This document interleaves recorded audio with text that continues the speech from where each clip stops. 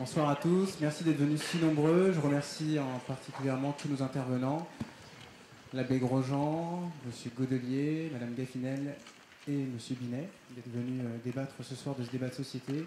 Et je me permets de passer la parole à Aurélie Nicolas, présidente de Diversity, qui nous aide à organiser ce débat. Bonsoir à tous et bienvenue à ce grand débat mariage pour tous, pour le meilleur et pour le pire. Donc, je me présente, je m'appelle Aurélie Nicolas, je suis présidente de Diversity, l'association LGBT de l'ESSEC. Donc LGBT, c'est-à-dire lesbiennes, gays, bisexuels et transsexuels. Nous avons l'honneur, l'immense honneur d'accueillir, d'avoir co-organisé avec les Mardis de l'ESSEC ce grand débat. Et l'immense honneur d'accueillir ces 4 invités de grande qualité et qui participent à faire vivre ce grand débat national. Donc, nous tenons particulièrement à remercier les Mardis et à remercier Romain Gaillac, donc son qui, ce grand débat qui, j'espère, va vous plaire et va vous faire réfléchir. Merci Aurélie. Et je tiens également à remercier les autres associations de l'ESSEC qui nous ont aidés pour le montage de ce débat, en particulier à la communauté chrétienne qui nous a aidés, en tout cas pour les intervenants. Donc je vous remercie et je remercie toutes les associations de l'ESSEC. Et je vous remercie également de participer à l'ambiance de ce débat qui est là pour nous ouvrir en tout cas l'esprit sur différents arguments, différents points de vue. Et aucunement ici pour faire, en tout cas les Mardis de l'ESSEC ne sont pas partisans ou quoi que ce soit, on est ici pour débattre. Bon débat.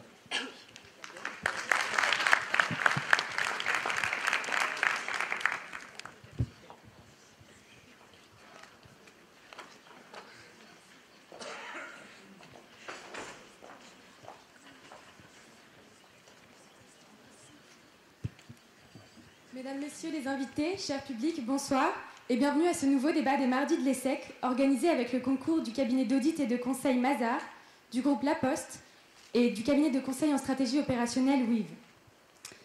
Léonard de Vinci, Shakespeare, Alexandre le Grand, Chopin, Proust, Gauguin, Verlaine, Rimbaud, Colette, Foucault, qu'ont-ils tous en commun?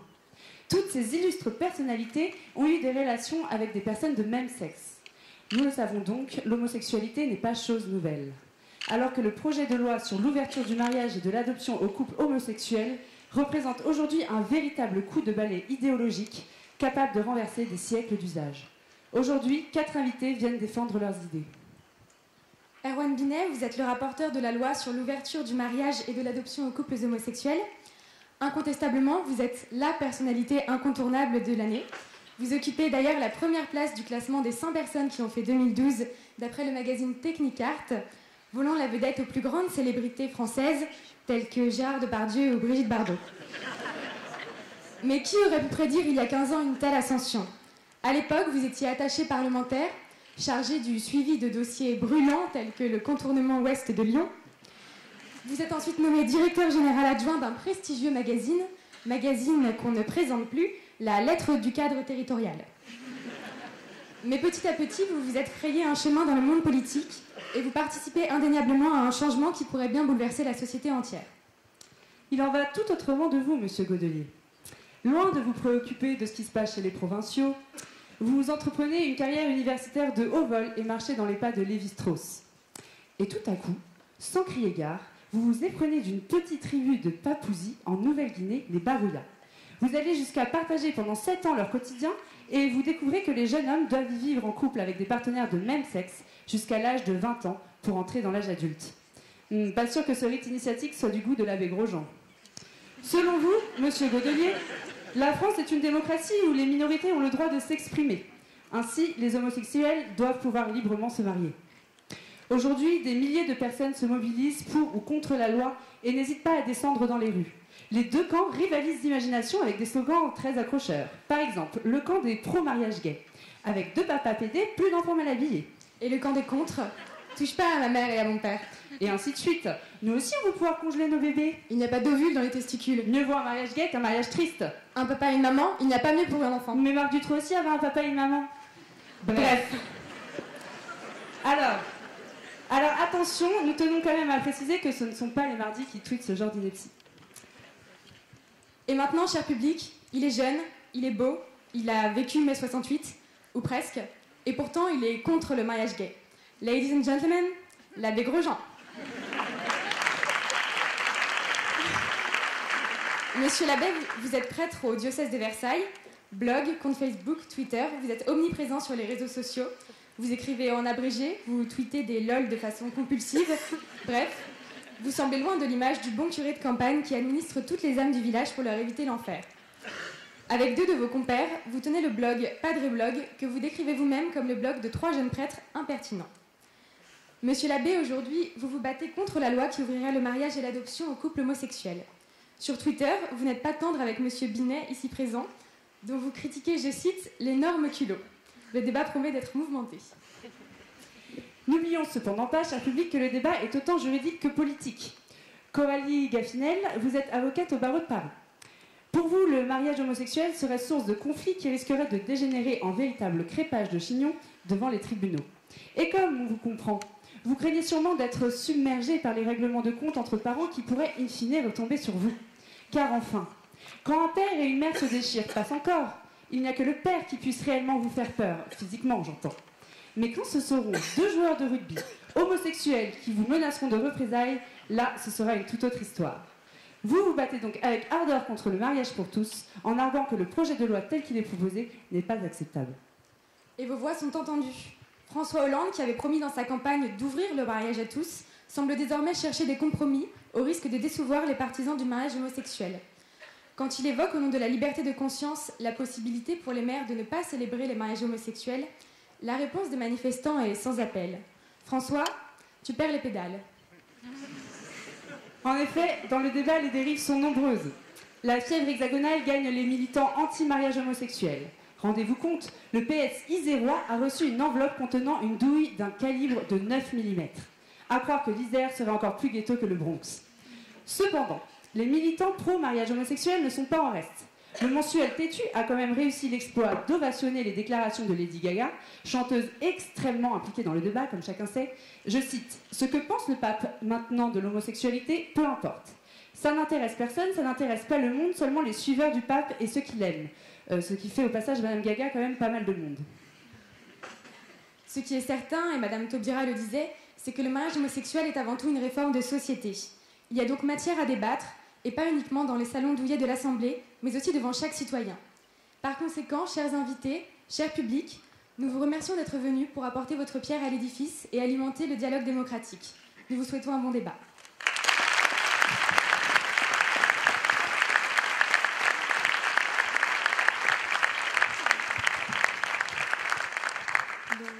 Merci Anna et Lorraine. Donc, messieurs et mesdames les intervenants, avez-vous une remarque à faire suite à cette présentation? Alors, vous avez tous un micro? Oui, c'est bon. Donc, nous allons donc commencer notre débat. Le mariage pour tous, pour le meilleur ou pour le pire? Donc, première question à Monsieur Binet. On assiste depuis quelques mois à des débats nombreux concernant le mariage pour tous, sur les réseaux sociaux, à la télévision, dans les familles, dans la rue, mais aussi à l'Assemblée nationale. Donc, monsieur le député, quel premier bilan pouvez-vous tirer de toutes les auditions que vous avez menées ces derniers mois? C'est une excellente question.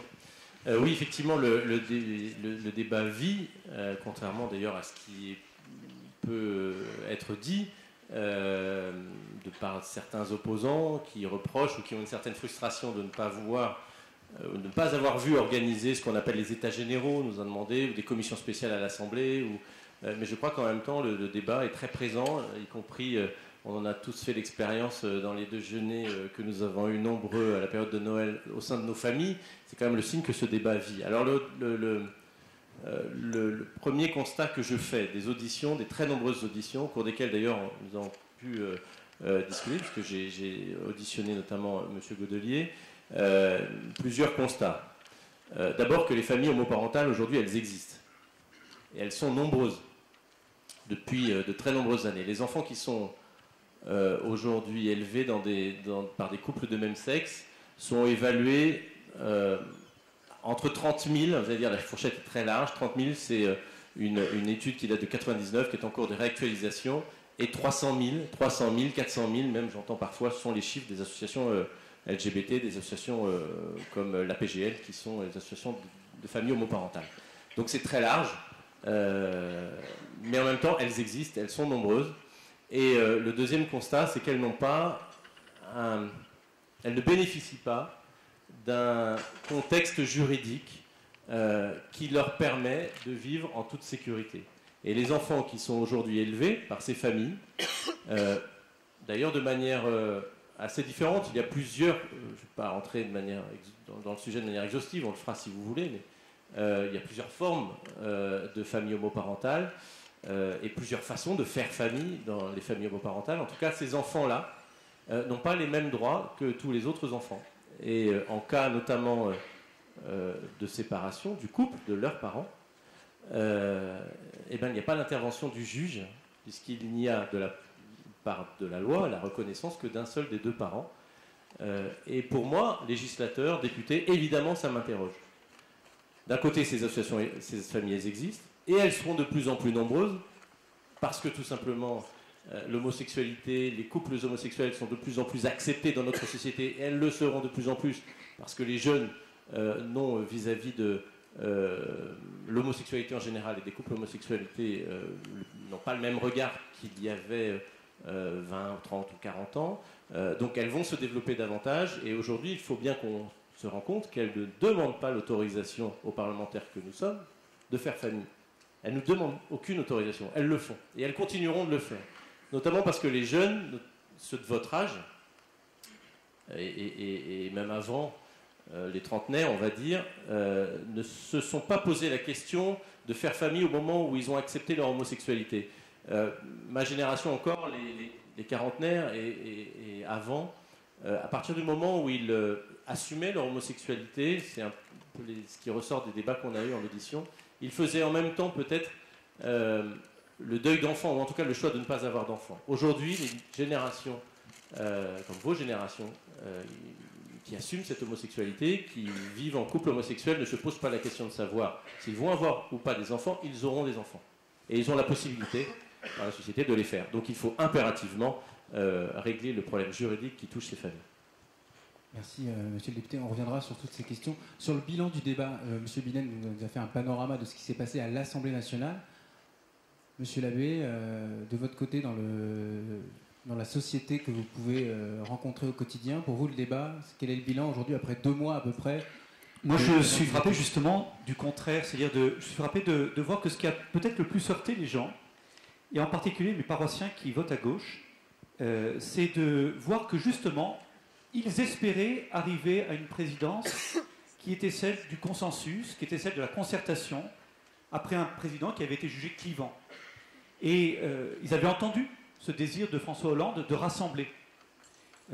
Sur un sujet comme celui-là, qu'on soit pour ou contre le mariage homosexuel, on est tous d'accord au moins pour dire, comme Madame Taubira d'ailleurs, que c'est une véritable réforme de civilisation. Ce qui n'est pas rien. Elle ne dit pas que c'est un toilettage du code civil, elle ne dit pas que c'est un aménagement, elle dit que c'est une réforme de civilisation. Et du coup, on n'a pas compris pourquoi sur un tel sujet, on ne pouvait pas se mettre d'accord sur l'importance de prendre le temps. De prendre le temps du travail de fond. Justement pour éviter les slogans faciles, justement pour éviter les dérives ou les caricatures de part et d'autre, de prendre le temps de ce qu'on avait fait pour la bioéthique. Honnêtement, qui peut dire que ce qui touche la famille, ce qui touche la filiation, ce qui touche la parenté, n'est pas aussi important que ces questions bioéthiques. Or, pour la bioéthique, tout le monde avait apprécié, à droite comme à gauche, croyants comme non-croyants, ce travail de fond qui avait été fait, qui avait été produit, et qui avait permis d'ailleurs d'arriver à une loi qui avait fait consensus. Et je crois que, au fond, la première faute, c'est peut-être d'avoir refusé ce temps, alors que le gouvernement actuel avait le temps. Ils ont tous les pouvoirs, ils sont à l'Assemblée, au Sénat, s'ils veulent faire passer la loi, elle pourra passer. 7% des Français seulement disent que c'est une urgence, dans le dernier sondage IFOP. Pourquoi ne pas avoir pris ce temps d'un travail de fond qui aurait pu rassembler les Français et qui aurait pu nous aider à creuser ça sans être sous la pression des associations? Donc vous pensez qu'il y a un problème méthodologique aujourd'hui de débat? En fait, je vais vous dire, comme me disait un conseiller d'un ministre actuel, puisque je travaille les questions politiques pour mon diocèse, il me disait, on pensait vraiment que ça passerait comme une lettre à la poste. Vraiment. Et on est tombé de haut de voir que ça faisait débat.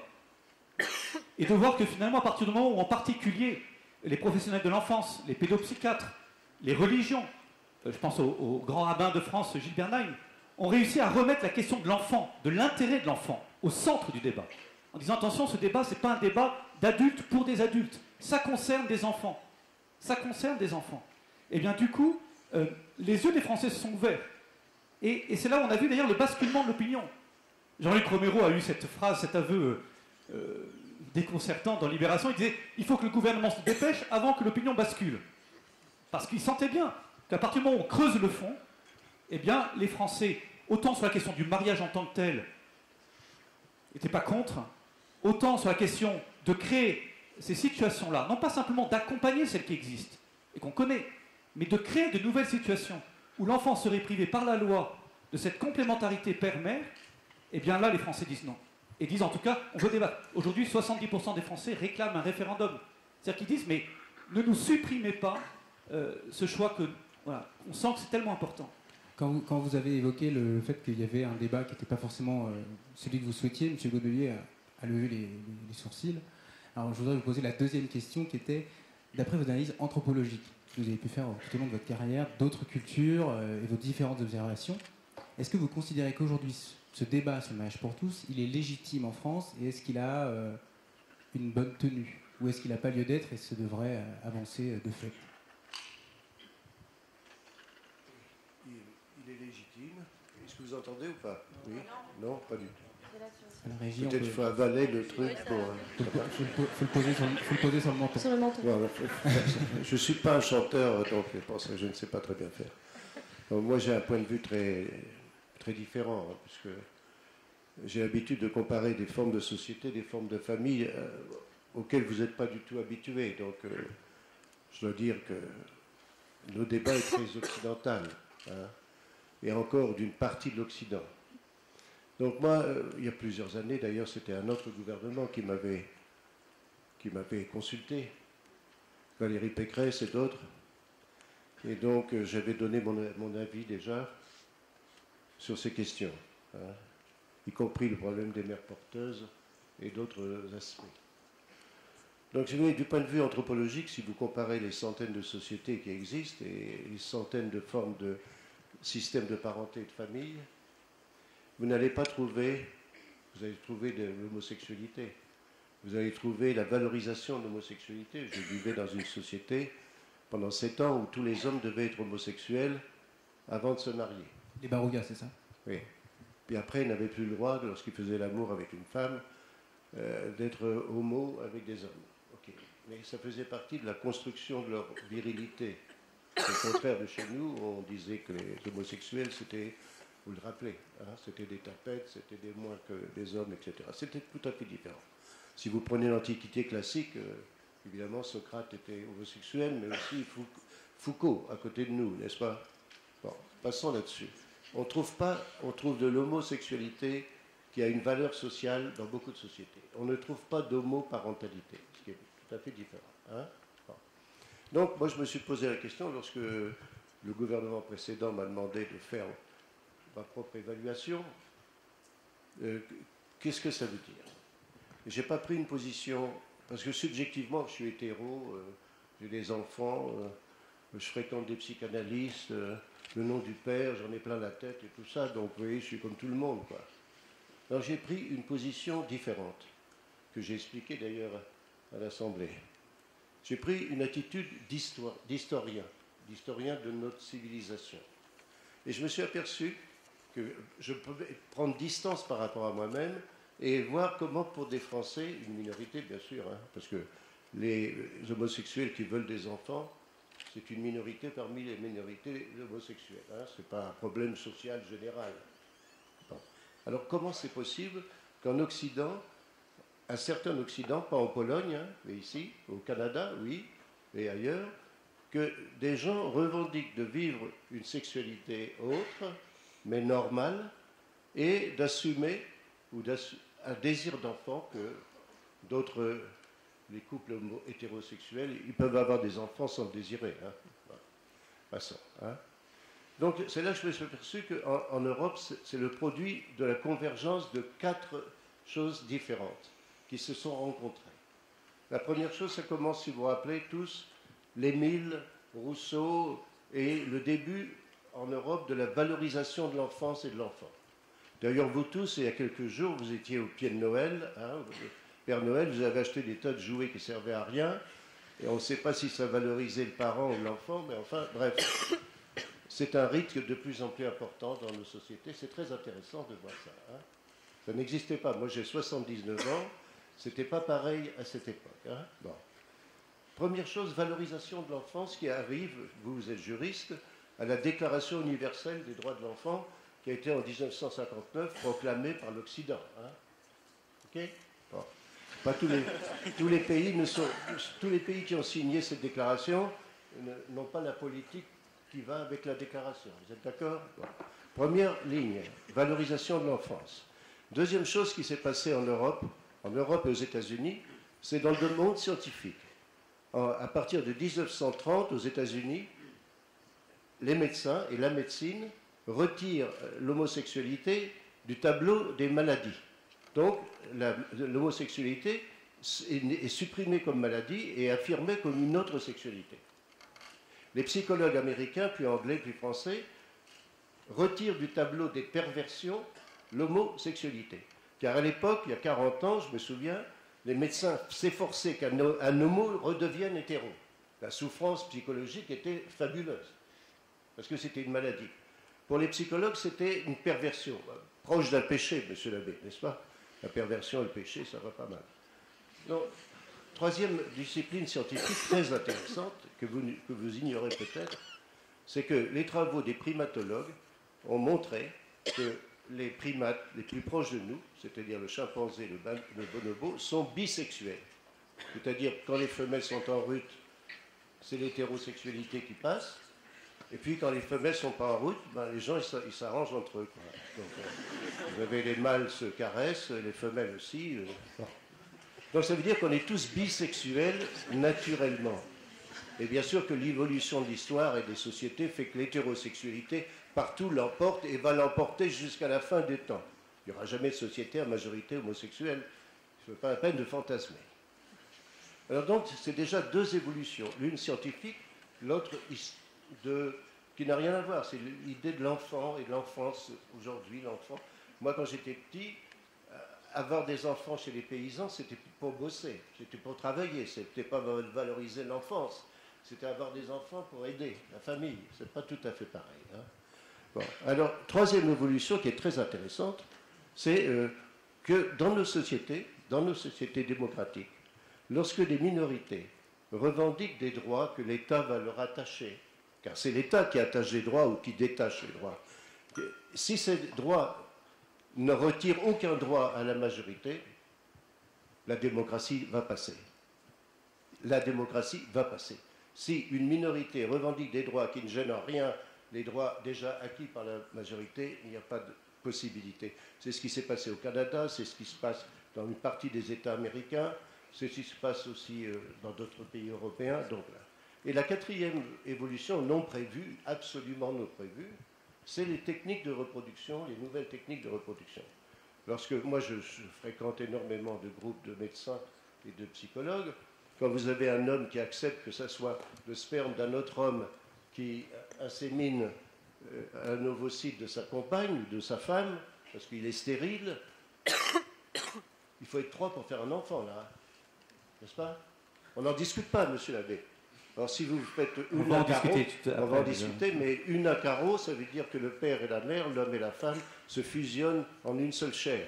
Lorsque vous utilisez le sperme d'un autre, ce n'est pas la même chair. N'est-ce pas? Ok.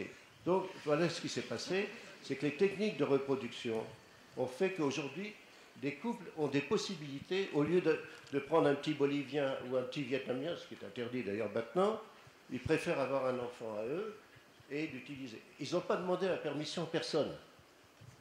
Comme pour les couples dont vous parlez. On dit 30 000, d'autres disent 300 000, on ne sait pas. Mais aux États-Unis, on est sûr qu'il y a plus de 4 millions. C'est déjà une petite... C'est la Slovaquie, non? Vous voyez ce que je veux dire? C'est pas les mêmes tailles là-bas, n'est-ce pas? Alors donc, il y a 4 évolutions indépendantes, il faut le dire, ce n'est pas prévu par personne, qui se sont rejointes historiquement et qui font qu'aujourd'hui, dans nos mondes occidentaux, il y a des gens qui disent « je veux vivre ma sexualité qui est normale mais autre que la vôtre ».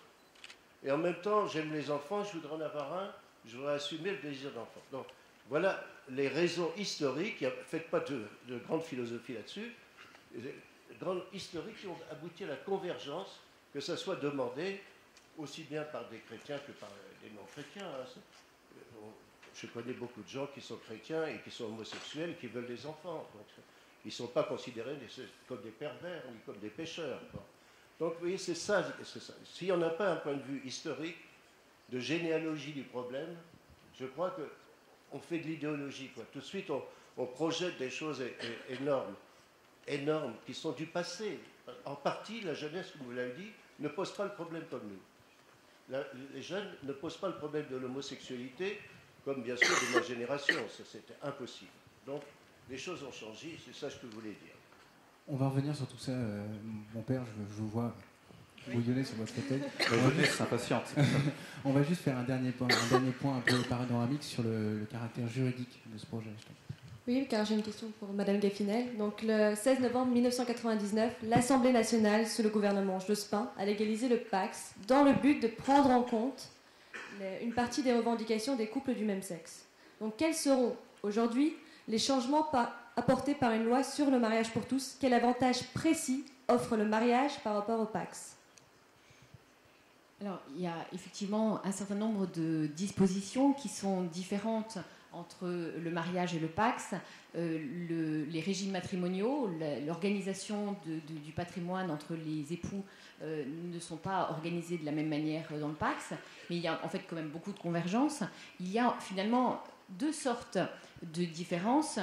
Le PACS le mariage peut donner des droits qui sont en fait aussi le reflet des devoirs des époux.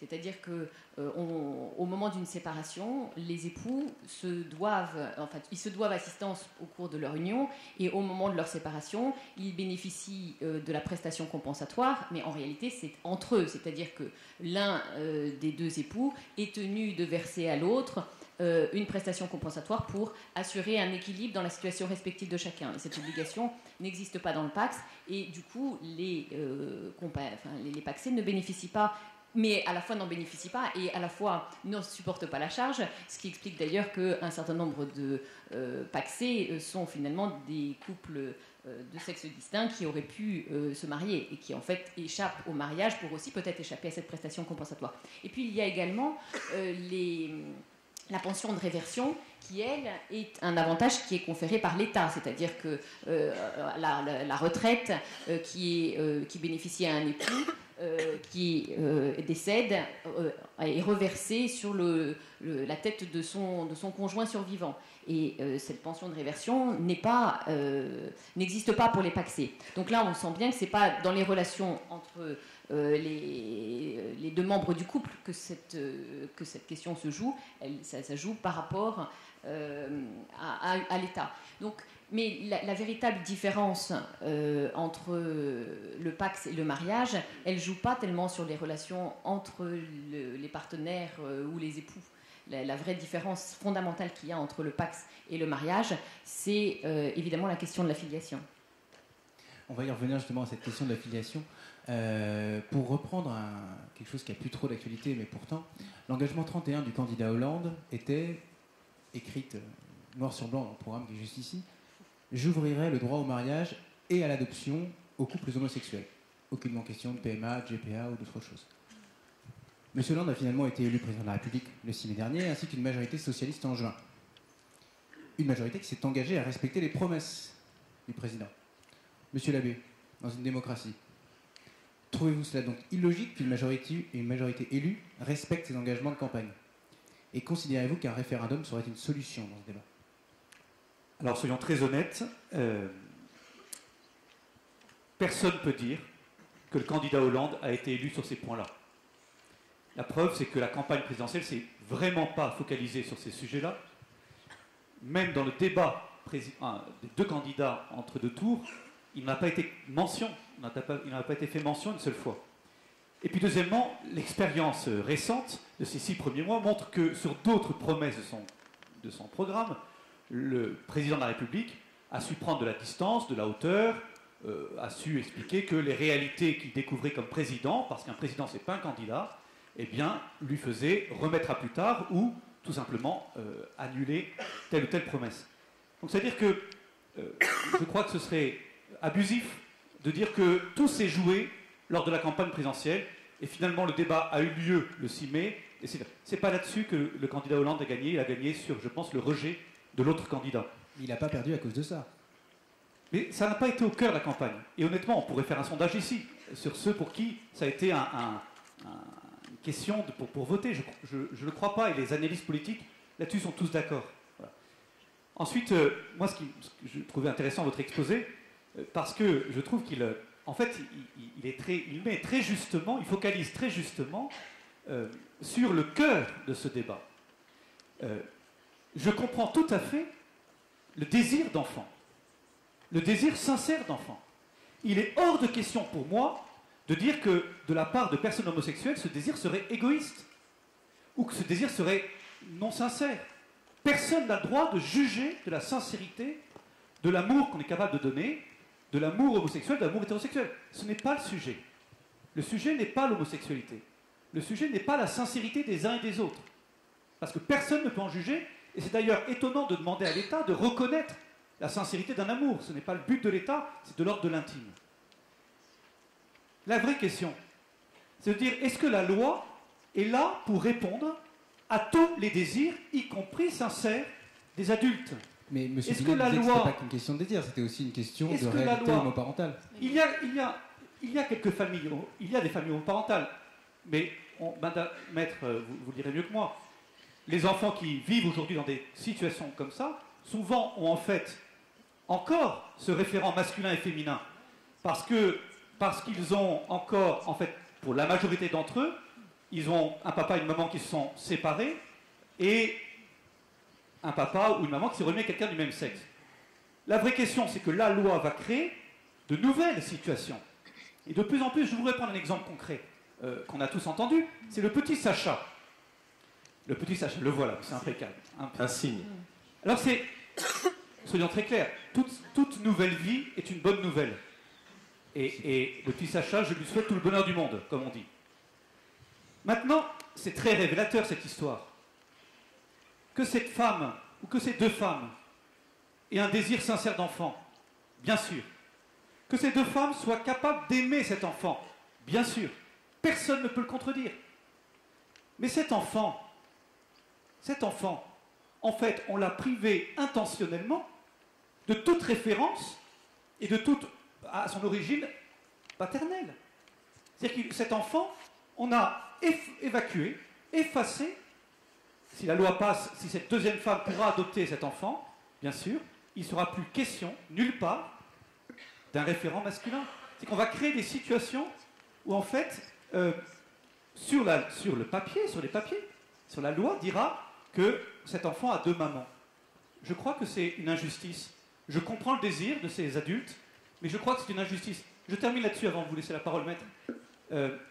Au fond... Ou M. Binet, ou M. Godelier. Oui, je voulais parler. Mais Monsieur Binet a dit que les trois piliers de cette loi, c'était le mariage, l'adoption, la PMA. Allant plus loin que le candidat Hollande, d'ailleurs. Il nous dit aujourd'hui qu'il n'y aura pas, on y reviendra, il veut nous faire croire qu'il n'y aura pas de GPA. C'est évident qu'au nom même du principe d'égalité, mis en avant, on ira jusqu'au bout. Mais, au fond, je pense profondément que la question de cette PMA, la question de l'adoption plénière par les couples homosexuels, répond sans doute à un désir sincère d'adulte, mais oublie le droit des enfants à avoir le lien avec leur origine et surtout institue une nouvelle injustice parmi les enfants, puisque certains, non pas à cause des événements de la vie, mais à cause de la loi, seront privés d'un père et d'une mère, de cette complémentarité père et mère. Madame Gaffinel? Non, M. Binet, peut-être pas. Monsieur Binet a noté beaucoup de choses. Sur le référendum, le débat, il est très clair.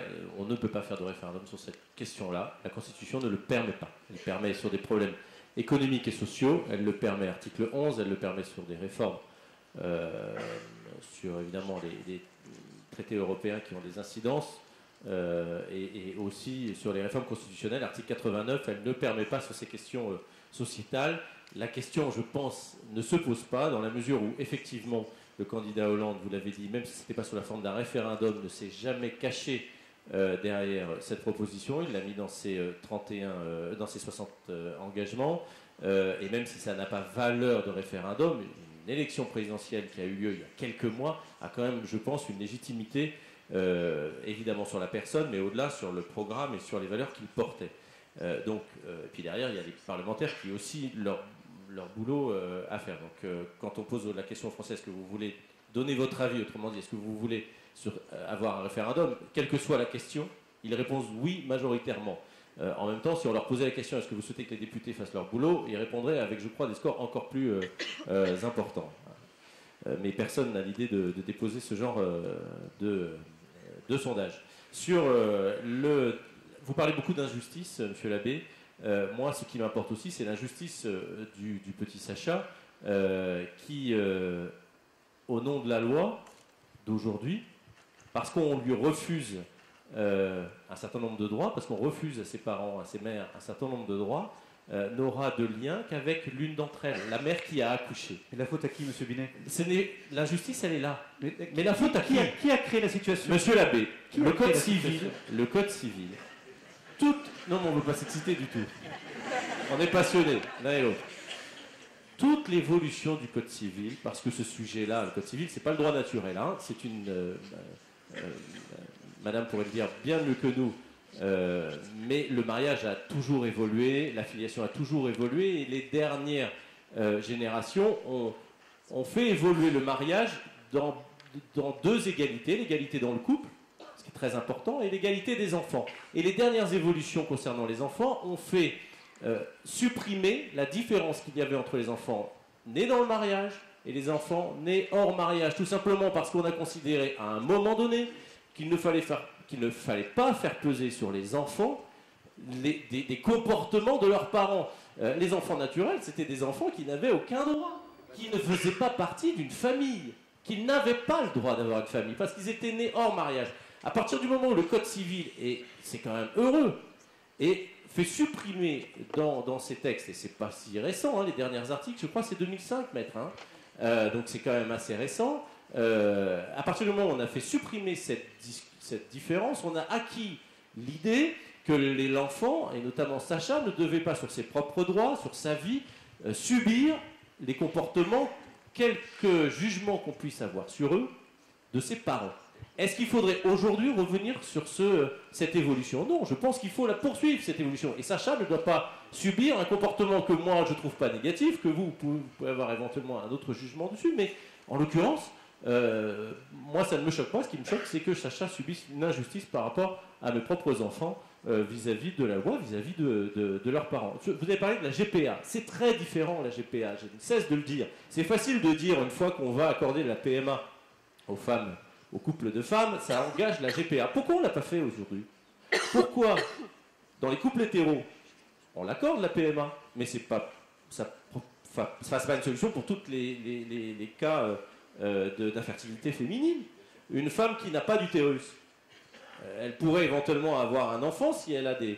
je ne suis pas médecin, donc je ne vais pas m'engager très précisément sur ce débat-là, mais une femme qui ne peut pas porter son enfant, mais qui a des ovules qui peuvent être tout à fait utilisés pour créer un enfant, elle aura besoin de la GPA aujourd'hui.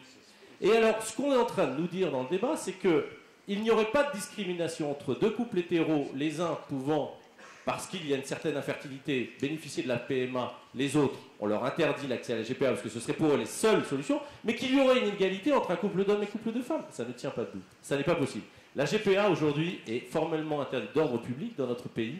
On est peu de pays comme ça dans le monde. L'Espagne en fait partie, qui interdisent formellement la GPA, qui la pénalisent.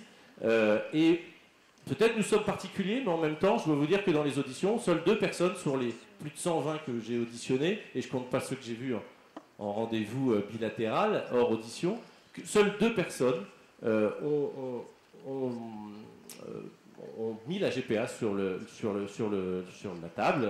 Madame Badinter, nous étions ensemble à cette audition, Elisabeth Badinter et une gynécologue qui faisait partie, d'ailleurs elle était minoritaire, dans la Société médicale de reproduction. C'est les seules personnes. Et je dois vous dire que à l'Assemblée, y compris au groupe socialiste, il n'y a pas une voix qui s'est manifesté pour dire je vais déposer un amendement sur la GPA. On verra ce que feront les autres groupes. Je peux vous dire qu'en tout cas, le débat ne se pose pas. Donc l'agiter comme un chiffon rouge, c'est pour moi vraiment une formidable escroquerie.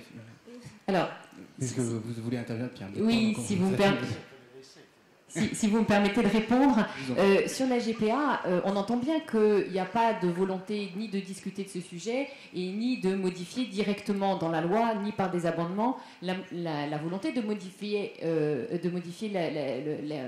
l'ordre public sur cette question. Mais en réalité, indirectement, il ne vous a pas échappé que la Cour de cassation a rendu un arrêt le 7 juin 2012, au terme de laquelle la Cour de cassation nous dit qu'on ne peut pas transcrire à l'état civil français l'état civil d'un enfant qui aurait été adopté par deux pères, parce qu'un principe fondamental du droit français, c'est qu'un enfant ne peut pas avoir de parents de même sexe.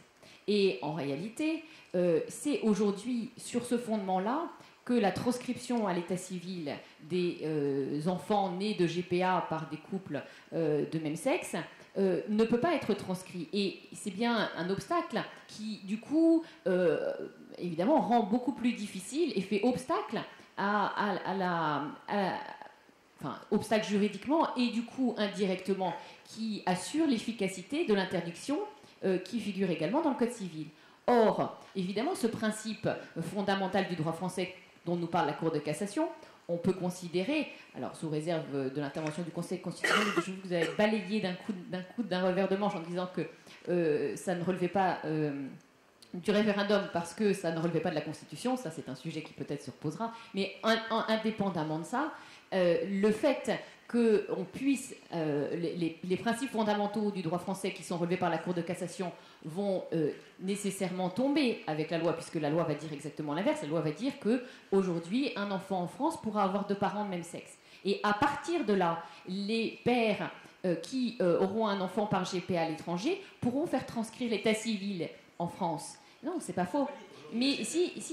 La GPA concerne essentiellement les couples hétéros aujourd'hui, ça ne change rien. Mais les couples hétéros, l'interdiction de la GPA et la décision de la Cour de casse n'est pas liée au couple homo. C'est pas ça qui va lever la décision de la couple. C'est aujourd'hui les couples hétéros qui sont le plus concernés par la GPA et ceux qui vont en Inde ou ailleurs, c'est essentiellement des couples hétéros. Également les couples de même sexe. On a des exemples. Vous lisez l'ouvrage de mon éminente consoeur Clélia Richard qui vous explique qu'en faisant un crédit à la consommation de 70 000 euros, eh bien, on obtient un enfant en Ukraine. Eh bien, dans cette situation-là, avec la loi, les deux pères verront leur état civil transcrit en France. Et du coup, ça favorise évidemment le développement de ce type. Mais évidemment, ça favorise... Ça existe pour les couples hétéros. Donc je comprends pas pourquoi vous avez cette remarque-là. Aujourd'hui, un couple hétéro va en Ukraine, il revient. Qu'est-ce qui se passe? C'est pas retranscrit pour autant dans le code, dans l'état civil. L'enfant n'est pas retranscrit dans l'état civil. On a beaucoup d'exemples de cas où c'est retranscrit. Parce que je m'en garderai bien. Je m'en garderai bien, mais croyez-moi, on a des exemples très, très précis et assez nombreux. Mais me dites pas que c'est pas possible. Je veux dire, mais c'est pas une affaire de logique. Lisez, mais entre eux, vous savez, c'est ça qui est très très paradoxal, c'est que on a une loi qui nous dit qu'on ouvre l'adoption aux couples de même sexe. En pratique, j'étais très intéressée notamment par les auditions qui sont intervenues, notamment le 20 décembre, quand vous avez auditionné des familles et des familles qu'on connaît, qu'on côtoie. C'est-à-dire qu'on est en train de parler comme si il y avait un refus de l'homosexualité ou de l'homoparentalité. C'est exactement l'inverse. Par cette loi où vous annoncez que vous allez leur ouvrir l'adoption, il y avait notamment parmi les enfants, jeunes adultes, mais qui témoignaient de façon très sincère et très intéressante, il y avait une jeune fille qui avait été adoptée. Eh bien, concrètement, elle expliquait, et il y avait la mère qui l'avait adoptée, la compagne de la mère qui elle-même avait adopté deux autres enfants, et ensemble, ils constituaient une cellule familiale. Aujourd'hui, cette cellule familiale, elle peut exister dans le cadre légal actuel.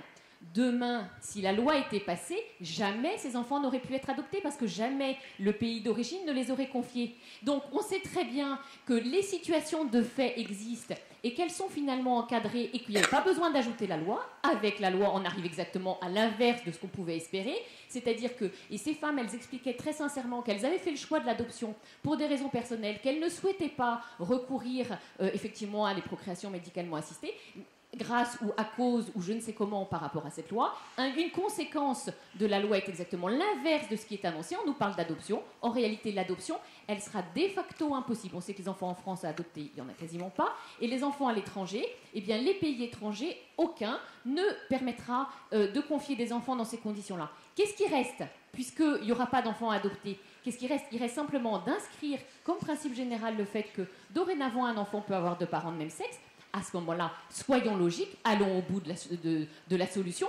Qu'est-ce que vous voulez faire d'autre que d'ouvrir la PMA et la GPA? Et comme, de toute façon, on pourra retranscrire à l'état civil et on pourra... mais comment la Cour de cassation pourra s'opposer à la retranscription? Elle ne le pourra pas. Et donc, on validera en France, et ça sera un des cas, alors le professeur Hauser, un éminent spécialiste du droit civil, nous dit que ça va être un cas extraordinaire où la loi va finalement agir par prétérition, c'est-à-dire qu'on fait exactement le contraire de ce qu'on dit, et où finalement, alors qu'on annonce qu'on ouvre l'adoption, on va rendre l'adoption impossible, et alors qu'on dit qu'on ne permet pas la PMA et qu'on ne permet pas la GPA, ce vont être les seuls moyens pour permettre à des familles de se constituer. Monsieur l'abbé veut compléter et après on donnera la parole à monsieur Godelier. Moi, je voudrais juste... Oui, parce que monsieur Godelier répondra à votre première intervention. Merci, cher monsieur. Merci, cher monsieur. Je voudrais juste rebondir sur votre accusation d'escroquerie. C'est gentil. Parce que... Non, mais j'entends. Moi, je voudrais juste vous relire en 1 minute, même pas, 30 secondes, 3 phrases d'Elisabeth Guigou. Eh oui. Oui. Garde des Sceaux, parce que fait tous les jours. Quoi. Mais excusez-moi, je fais partie de ceux qui croient encore à la parole des politiques. Voilà. Et il faudra venir au mardi de l'ESSEC plus souvent. Eh bien, en tout cas, quand c'est la garde des Sceaux qui parle, j'y crois. Voilà ce qu'elle disait, c'est à l'époque du Pax. Nous étions opposés au Pax pour la raison principale de dire que c'est une porte ouverte au mariage et à l'adoption et à la PMA. Madame Guigou, c'était le cœur de sa réponse, était celle-ci. Dire, un enfant a droit à un père et une mère, elle dit ça à la tribune de l'Assemblée. Quel que soit le statut juridique du couple de ses parents, les limites du droit à l'enfant comme source de bonheur individuel, et je comprends que ce soit un bonheur pour ces 2 mamans, sont que la procréation médicalement assistée a pour but de remédier à l'infertilité pathologique, quand c'est une maladie, et non pour permettre des procréations de convenance sur la base hypothétique d'un droit à l'enfant. C'est Mme Guigou qui parle. Pourquoi l'adoption par un couple homosexuel serait-elle une mauvaise solution? Parce que le droit, lorsqu'il crée des filiations artificielles, ne peut ni ignorer ni abolir la différence entre les sexes. Et elle avait rajouté, en pensant à ceux qui l'accuseraient de mentir et de préparer autre chose, je n'ignore pas les procès d'intention sur un éventuel après de cette proposition de loi qui préparerait des évolutions plus fondamentales de notre droit. Ce texte serait une valise à double fond. Je m'élève avec la plus grande énergie contre de telles insinuations. Ce vocabulaire de contrebande qui fait croire que ce texte cacherait autre chose et que vos rapporteurs et le gouvernement exerceraient une fraude à la loi est inacceptable. Vous comprenez pourquoi, monsieur Binet, quand vous dites que la GPA n'arrivera jamais, et quand vous donnez votre parole à tout le monde, en disant que jamais, jamais, jamais, parce que c'est horrible, parce que c'est l'instrumentalisation du ventre de la femme, du corps de la femme, etc., qu'il n'y aura pas de GPA, vous comprenez qu'on doute un petit peu. Et quand on demande à Mme Guigou d'expliquer ce texte, vous savez ce qu'elle répond, Mme Guigou? Elle dit, mais j'ai menti. J'ai menti parce que vous comprenez, pour faire passer le texte, il fallait mentir. Si je disais la vérité, elle l'a dit publiquement, si je disais la vérité, ça ne serait jamais passé. Eh bien ça, c'est grave de la part de politiques, de la part d'élus. Vous savez, c'est Al Gore qui raconte ça. C'est la théorie de la grenouille. Sur le mariage pour tous? Exactement. Il dit, quand vous mettez une grenouille dans de l'eau bouillante, elle réagit tout de suite, elle saute en dehors de la casserole. Voilà. Alors il faut mieux faire lever la température peu à peu, pour pas que la grenouille s'inquiète et elle finit par se faire avoir. Pourquoi on dit non, monsieur Binet? Parce que vous savez très bien, et au moins, monsieur Pierre Berger a le mérite de la cohérence. Et oui, monsieur Pierre Berger, grand supporter, y compris financier du Parti Socialiste, monsieur Pierre Berger qui nous dit, après tout, bien sûr qu'il y aura GPA. Bien sûr qu'il ne peut pas y avoir de PMA pour les unes et pas de GPA pour les autres. Parce qu'il n'y a pas de différence, après tout, entre louer ses bras à l'usine et louer son ventre. Au moins, M. Berger nous a rendu un sacré service, c'est qu'il a fait ouvrir nos yeux sur la réalité de ce qui nous attend. Monsieur Godelier voulait intervenir depuis. Vous allez être un peu surpris, mais je ne suis pas d'accord avec mon ami. Moi, ça fait 10 ans que je vois le dossier américain, canadien, etc. Et je vois la GPA se multiplier. Donc je ne vais pas vous raconter des salades, ça va arriver. Pourquoi? Parce que je connais des dizaines de gens, de femmes qui font des fausses couches à répétition. Et qui, en même temps, leur ovocyte peut être fécondé par leur compagnon ou par leur mari, si elles se marient. Et à travers une femme, elles ont un enfant, ce couple a un enfant et c'est la belle petite famille, papa, maman, qui se reconstitue, puisque vous avez un enfant qui est génétiquement lié à vous deux, hommes et femmes, et en même temps, il est socialement éduqué par vous. Donc, aux États-Unis actuellement, ça se développe, etc., et ça ne va pas s'arrêter. Monsieur Binet, sachez que ça va passer un jour ou l'autre dans notre société. Bon. Donc, je ne vais pas vous accuser de rien. Moi, je suis plutôt pour vous soutenir. Mais je connais le dossier sur un plan plus international. Et ça va se passer parce que beaucoup de familles, c'est pareil que les hommes qui acceptent que le sperme d'un autre homme féconde leur ami et qu'ils aient un enfant alors qu'ils suppriment leur virilité. Vous savez, beaucoup d'hommes n'aiment pas quand même que leur sexe ne serve à rien, non? Demandez un peu ici, regardez un peu là, non? Il faut quand même, non, vous voyez dans la tête ce que ça veut dire quand même, de dire que c'est quand même le sperme d'un copain qui va faire un enfant pour nous deux. Vous avez bien compris? Bon. Alors, revenons à un autre problème. Parce que là, je trouve que vous êtes, monsieur Abbé, vous poussez un peu sur le père et la mère, là. Vous poussez un peu. Moi, je sors de société dans laquelle j'avais 7 pères et 9 mères. Pourquoi? Parce que dans beaucoup de sociétés, il n'y a pas de mot pour dire oncle. Tous les frères de père sont des pères. Toutes les sœurs de mère sont des mères. Tous leurs enfants sont mes frères et sœurs. Donc, si le père qui couche avec ma mère meurt, j'ai encore 5 pères de rabais, là. Donc, vous voyez, bon. Alors, paternité ne veut pas dire du tout la même chose, là, que chez nous, papa, maman, la bonne et moi. Ça, c'est nous. Ça, c'est tout à fait européen. La famille nucléaire. Dans des tas de sociétés, c'est pas comme ça. Il y a paternité et maternité. Et quel est le fond du problème? C'est que les fonctions de paternité et les fonctions de maternité, ce sont des fonctions qui, dans tous les systèmes que je connais, alors là-dessus, je viens à une conclusion universelle. Si on ne trouve pas d'homoparentalité, on trouve dans toutes les sociétés du monde, quel que soit leur système de parenté, arabe ou pas arabe, etc., cette fonction de parentalité toujours assumée. Donner un nom aux enfants, surveiller l'engendrement et la naissance, attribuer une identité, éduquer et former, s'abstenir de rapports sexuels si on est dans des rapports de parenté rapprochés avec cet enfant qui naît. Partout dans le monde, ces fonctions sont universelles, mais elles sont distribuées de façon différente de la famille monogame européenne, qui est issue du christianisme. Hein. Nous savons très bien que nous sortons de 2000 ans de christianisme et que vous avez fait de... Moi, je ne suis pas chrétien, donc je vous en parle de l'extérieur.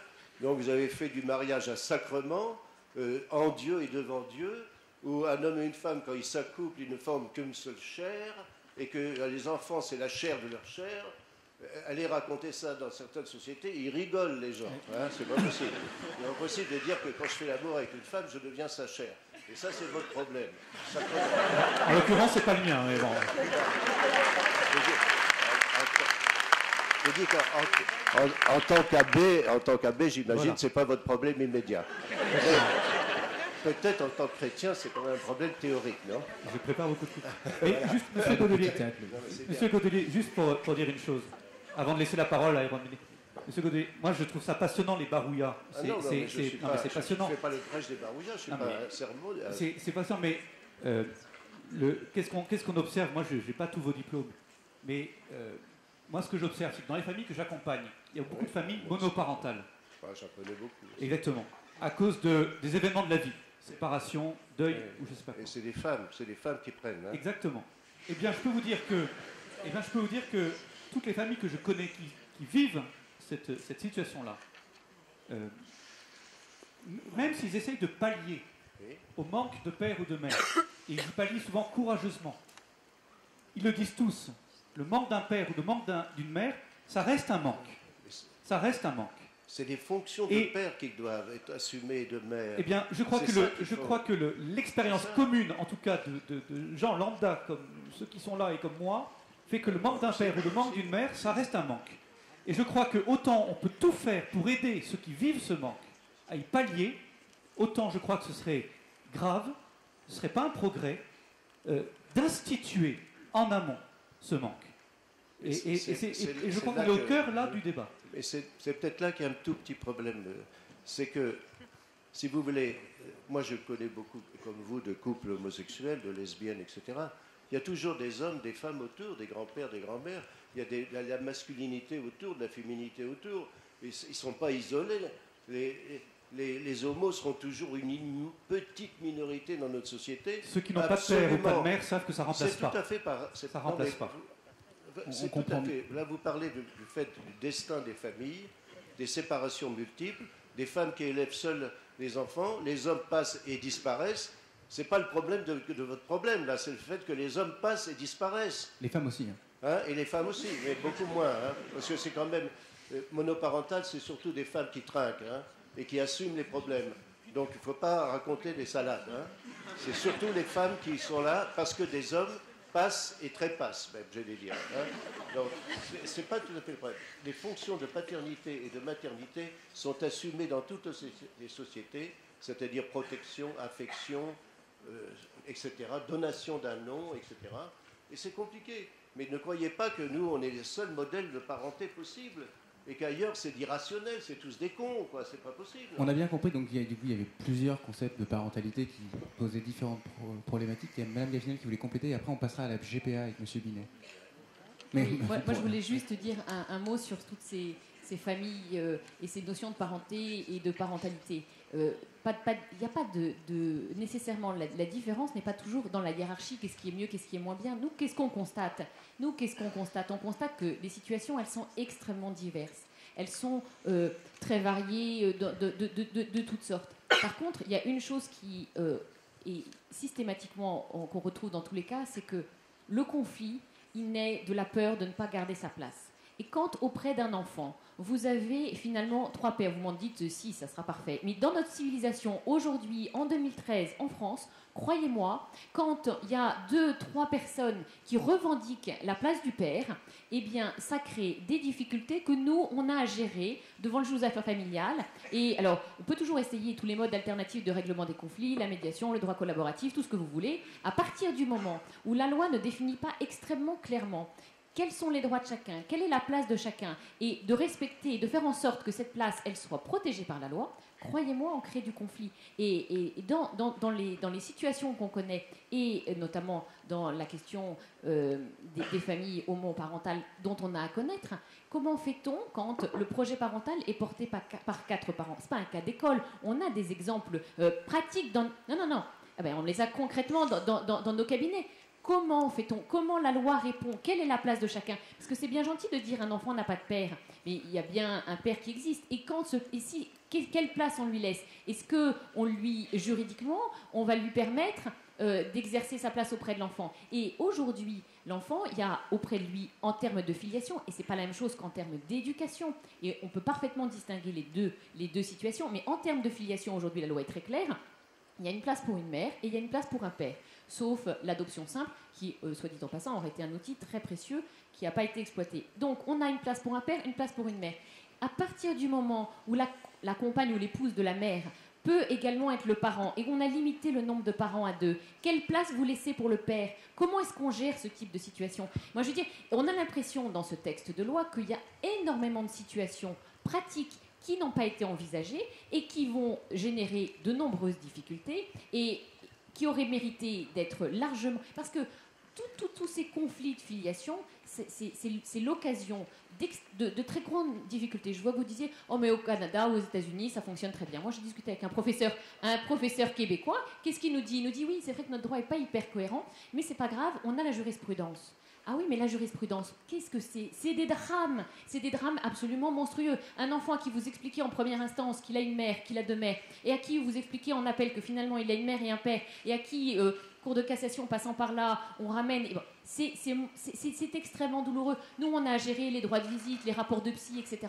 Concrètement, on attend de la loi qu'elle règle les situations de manière claire et qu'elle laisse une place à chacun et qu'elle permette à chacun de reconnaître la place de l'autre. C'est ça qu'on attend de la loi. Et manifestement, avec le projet tel qu'il est rédigé, on n'obtient pas ce résultat-là. Mais on peut, sur un point important que vous soulignez, on peut, parce que moi, par rapport à d'autres, je suis pour absolument la transparence des origines.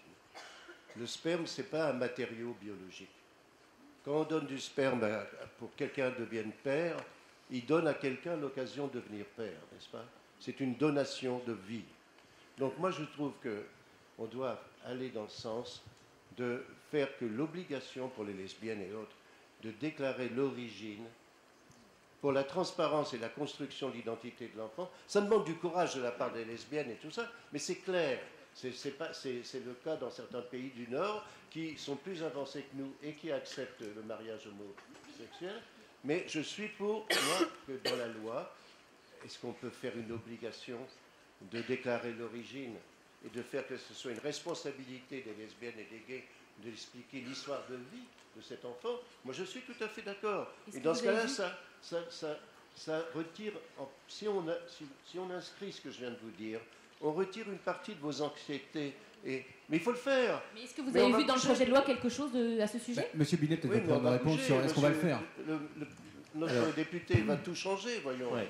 Mais déjà, je suis... du coup, je ne vais pas parler de la GPA, parce qu'on a parlé sur autre chose. Mais, vous en parler après. Hein. Parlez-en quand même. Hein, ça. Non, mais déjà, pour référencer... allons-y. Si vous mettez directement en cause, d'abord, vous ne pourrez pas, je suis désolé de ne pas pouvoir vous faire ce plaisir, monsieur l'abbé, mais vous ne pourrez pas, dans 30 ans ou dans 50 ans, si un jour ce problème ou d'autre arrivait, relire des déclarations de ma part qui s'apparentent à celles, au demeurant assez radicales, que Elisabeth Guigou a pu avoir en son temps au moment du Pax, tout simplement parce que j'ai l'humilité de croire que je ne suis pas un législateur qui a vocation d'éternité, et le Code civil, comme je vous dis, change quasiment toutes les années. J'ai l'humilité de croire que je ne légifère pas ici, en tout cas je ne participe pas à un texte qui a vocation d'éternité, y compris sur la GPA, même si je le sais que dans notre pays, comparé à d'autres pays, y compris les États-Unis, ça s'explique historiquement, culturellement, c'est pas mon métier, je ne pourrais pas l'expliquer. Nous avons des principes extrêmement forts sur l'aliénabilité du corps. En Espagne, c'est à côté de chez nous. On interdit la GPA, mais on permet aux femmes de vendre leurs ovules. C'est très cher d'ailleurs, des ovocytes. Nous sommes, nous, en France, dans une situation de raréfaction des dons d'ovocytes dramatique. Pour autant, la question de la vente est totalement taboue. Dans notre pays, il est hors de question d'imaginer qu'aujourd'hui, on rétribue le don du sang. Dans beaucoup de pays, c'est le cas. C'est une spécificité française, je ne pourrais pas l'expliquer, elle doit s'expliquer, des chercheurs ont dû travailler là-dessus, et aujourd'hui je fais le constat simplement, moi législateur de 2012, et je sais que c'est dur et que c'est solide et que c'est ancré très profondément dans notre société, la GPA n'est pas un sujet aujourd'hui. Et elle ne le sera pas avant longtemps, tellement, je pense que ces choses sont très profondes, mais vous ne m'entendrez jamais dire, jamais, parce que très clairement, peut-être que vous avez des voies directes pour voir très loin dans l'avenir. Ce n'est pas, en tout cas, mon cas depuis l'Assemblée nationale. En tout cas, les voix de M. Godelier... Sur le projet de loi, très clairement, les auditions nous ont élargi très considérablement le texte que le gouvernement a déposé. Vous l'avez vu, ça a été très largement repris dans la presse. Les auditions ont fait ressortir un certain nombre de questions très présentes. Évidemment, les enfants nés par GPA, c'est une question importante, qui sont aujourd'hui les enfants qu'on appelle les fantômes de la République, qui n'ont pas d'état civil dans notre pays, qui pour certains d'entre eux, qui n'ont pas l'état civil dans notre pays. Mais bien sûr que si, ils ont un état civil. Ils ont ont, un état comme tous civil. les autres enfants, Non, une il y a un filiation. certain nombre d'entre eux qui ont un état civil indien qui n'est pas retranscrit parce qu'il est arrêté à Nantes. Et oui. Et bien alors à partir du moment où vous laissez-moi inscrivez leur état je vous les laisser finir jusqu'au bout. Et pour certains d'entre Ce que eux, vous entendez par il n'est pas retranscrit voilà, pour expliquer au public. c'est-à-dire que quand vous faites un enfant né par GPA à l'étranger, la technique c'est qu'il y a un père ou une mère, souvent un père, l'un des deux, qui va le plus souvent aux États-Unis, c'est là que c'est le mieux fait, dans le respect vraiment des mères, porteuses en tout cas, quoi qu'on puisse en penser, en tout cas c'est là que, on va dire, le cadre juridique est le plus vraiment prévu, en Inde, en Ukraine, parfois dans d'autres pays. Il y a donc un père qui est enfant et qui est père d'un enfant né dans ces pays-là, avec un état civil et une nationalité parfois, en tout cas pour ceux qui viennent des États-Unis, sont américains, et une mère ou un autre état civil en tout cas, mais qui n'est pas un état civil français. Quand ils arrivent en France, les parents veulent le transcrire, ça se fait à Nantes, au bureau d'état civil à Nantes, et là il y a un arrêt par suspicion de GPA. Et l'administration arrête. Et ces enfants-là n'ont pas d'état civil français, ne peuvent pas avoir de papier français. Et pour certains d'entre eux, lorsque le pays reconnaît le droit du sang et pas le droit du sol, ils peuvent être apatrides. C'est quelque chose qui n'est pas l'objet de notre texte, qui a été relevé dans les auditions, et qui ne relève pas de la loi, qui relève du règlement. Donc je suis très facilement, enfin je peux très bien vous dire que ce n'est pas du tout de ma compétence. Mais quel est l'objectif de ça? L'objectif c'est quoi? C'est de dire le code civil interdit la GPA, d'autant plus qu'on n'en contrôle pas les conditions. Le code civil et le code pénal. Non, le code pénal interdit l'entremise. Oui, c'est pas la même chose. Donc le code civil interdit la GPA et qu'est-ce qu'on en tire comme conséquence? C'est qu'on veut empêcher qu'effectivement des enfants nés de cette façon-là, et alors qu'il n'y a pas été de contrôle et que notamment il y a quand même de grands abus qui sont faits aux femmes, notamment en Inde, eh bien à partir du moment où vous allez accepter le résultat, c'est plus la peine d'interdire la GPA. Il faut être cohérent. Oui, la cohérence est fondamentale. Mais à non, partir du moment où vous ouvrez la filiation à 2 parents de même sexe, et à partir mais pourquoi Je comprends pas. Mais relisez l'arrêt de la Cour de cassation du 7 juin. Mais l'arrêt de la Cour de cassation, elle voit des couples hétéros, elle voit des couples homos. Elle voit des couples hétéros qui vont en GPA, elle voit des couples homos qui vont en GPA. Et parce qu'il y a des couples homos en GPA et qu'on va lever la possibilité d'avoir une parenté de même sexe, mais la parenté de sexe différent, me semble-t-il, existe dans notre pays. Et parce on lèverait la possibilité de parenté, ça va légaliser la GPA pour les deux. C'est pas possible, ça ne tient pas juridiquement. Je voudrais parler du projet de loi famille derrière, et donc des autres sujets qui sont ressortis des auditions. Il y a la PMA qui a été extrêmement présente, tout simplement parce que dans tous les pays qui ouvrent aujourd'hui le mariage et la filiation pour les couples de même sexe, il y a PMA. Dans un pays, il n'existe pas, c'est le Portugal, tout simplement parce que le Portugal a légiféré sur le mariage, mais n'a pas légiféré sur la filiation. D'ailleurs, petite parenthèse, le Portugal a légiféré sur le mariage lorsque 25% de la population y était favorable, 75% contre. Aujourd'hui, c'est au-delà de 80, je crois que c'est un début de 92% qui sont favorables au mariage, et la discussion sur la filiation a lieu aujourd'hui, et à n'en pas douter, la PMA arrivera. Souvent dans ces pays-là, la PMA précédait le mariage. On est allé en Belgique voir comment ça se passait, où ils rigolent tous de donner des leçons aux Français. Ça fait 20 ans que la PMA est ouverte aux couples de lesbiennes et aux femmes seules. Évidemment, le mariage arrive après. Le projet de loi ne peut pas se faire sans PMA aujourd'hui, et c'est ce qui est ressorti des auditions, parce qu'on autorise tout simplement l'adoption aux couples de femmes en disant on ne veut pas savoir comment naît votre enfant. Autrement dit, on accepte l'adoption, on refuse la naissance. Donc la PMA devra intervenir, et elle interviendra. Je ne vous donne pas un scoop, mais nous avons des discussions en ce moment avec le gouvernement, probablement dans la future loi famille qui interviendra au mois de mars. On a beaucoup parlé du statut du tiers, qui est une question qui ne concerne pas que l'homoparentalité, qui concerne les familles recomposées de manière dure. Et le statut du tiers, ça veut tout dire. Ça veut dire d'abord des beaux-parents qui ont parfois élevé des enfants qui ne sont pas les leurs dans un temps plus long et de manière plus impliquée que les parents légitimes. Qu'est-ce qu'on leur donne comme droit? C'est important de savoir. L'adoption simple ne suffit pas parce que elle est très limitée de ce point de vue-là.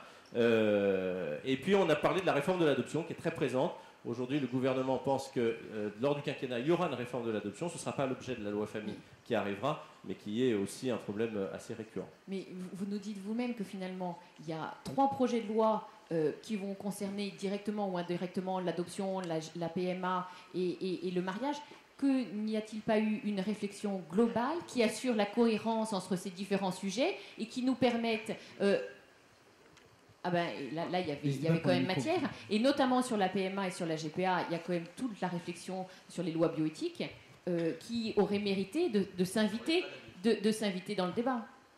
Un tout petit détail. Un tout petit détail. Sur les familles recomposées. Hein. Moi, j'ai la chance que ma fille a divorcé. Elle a amené 2 enfants du premier lit. Elle a épousé un type qui amène 2 enfants de son premier lit. Ils en ont fait un 5e entre eux. Donc je suis en situation d'observation rapprochée. Mon fils, lui, vit en concubinage. Bon, donc j'ai pas d'homosexuels, mais je peux pas les fabriquer. Donc. Alors, quand vous voyez que, si vous comparez avec les Anglais, c'est ça, c'est le Children Act, hein, c'est-à-dire la loi concernant les enfants en Angleterre, depuis très longtemps, donne pour ceux qui sont plus âgés, vous vous rappelez les enfants du premier lit, les enfants du 2e lit, et vous savez qu'on employait parâtre et marâtre. Et parce que parâtre et marâtre, c'était pas vraiment la joie, on a dit beau-père, ce qui est une connerie en France, parce qu'en anglais, on distingue stepfather et father-in-law, le beau-père, le père de votre femme. Stepfather, c'est le monsieur qui vient après. Bon. En France, donc, on n'a pas de statut. Et donc, je vois comment on appelle le monsieur qui couche avec, etc. après. Papa, Jules. Bon, alors que dans la loi anglaise, c'est très important, et pour vous, juristes, c'est que le monsieur qui vient, il doit partager la responsabilité pour l'élevage de cet enfant qui n'est pas le sien, qui n'est pas de lui. L'éducation, hein, peut-être. il doit partager la responsabilité d'éducation. Et en Angleterre, parce que vous savez, les Anglais sont super, de moralité. Alors, les Anglais ils aiment bien ça, quoi, la moralité. C'est pas facile de distinguer, de définir la moralité, mais enfin. Donc, vous avez tout ça. Donc, ça ne veut pas dire que le père originaire qui a divorcé, ou le monsieur qui s'est séparé, il a perdu ses droits sur l'enfant. Ça veut dire que ses responsabilités sont partagées avec l'autre. Ça, c'est un problème que les Français doivent aborder un jour, car aujourd'hui, avec le divorce par consentement mutuel, vous avez des centaines de milliers de familles recomposées, et comme ça débarque beaucoup, tous les 7 ans au divorce, on n'a pas fini, les enfants. Hein, on n'a pas fini, il va y en avoir des milliers et des milliers. Quel est le statut alors des enfants dans des familles à recomposition multiple? Allez-y. Hein. Monsieur, l'abbé Grosjean voulait intervenir. Il y a un psychologue qui nous expliquait que maintenant les arbres généalogiques poussaient à l'envers. C'est-à-dire qu'avant, dans les cabinets de psy, il y avait le père, la mère et les 10 enfants. Maintenant, on a les 2 enfants avec leur multitude de parents. Donc après, concrètement, pour partager... mais pour partager l'autorité parentale et pour prendre des décisions et pour arriver à faire que chacun s'entende et que l'harmonie dans la famille demeure, eh bien, c'est assez difficile. Moi, je voudrais revenir sur une contradiction parce que, Monsieur Binet, vous nous rassurez en disant il y a la GPA un peu partout chez ceux qui ont adopté le mariage homosexuel. Non, laissez-moi finir ma phrase, vous allez comprendre ce que je dis.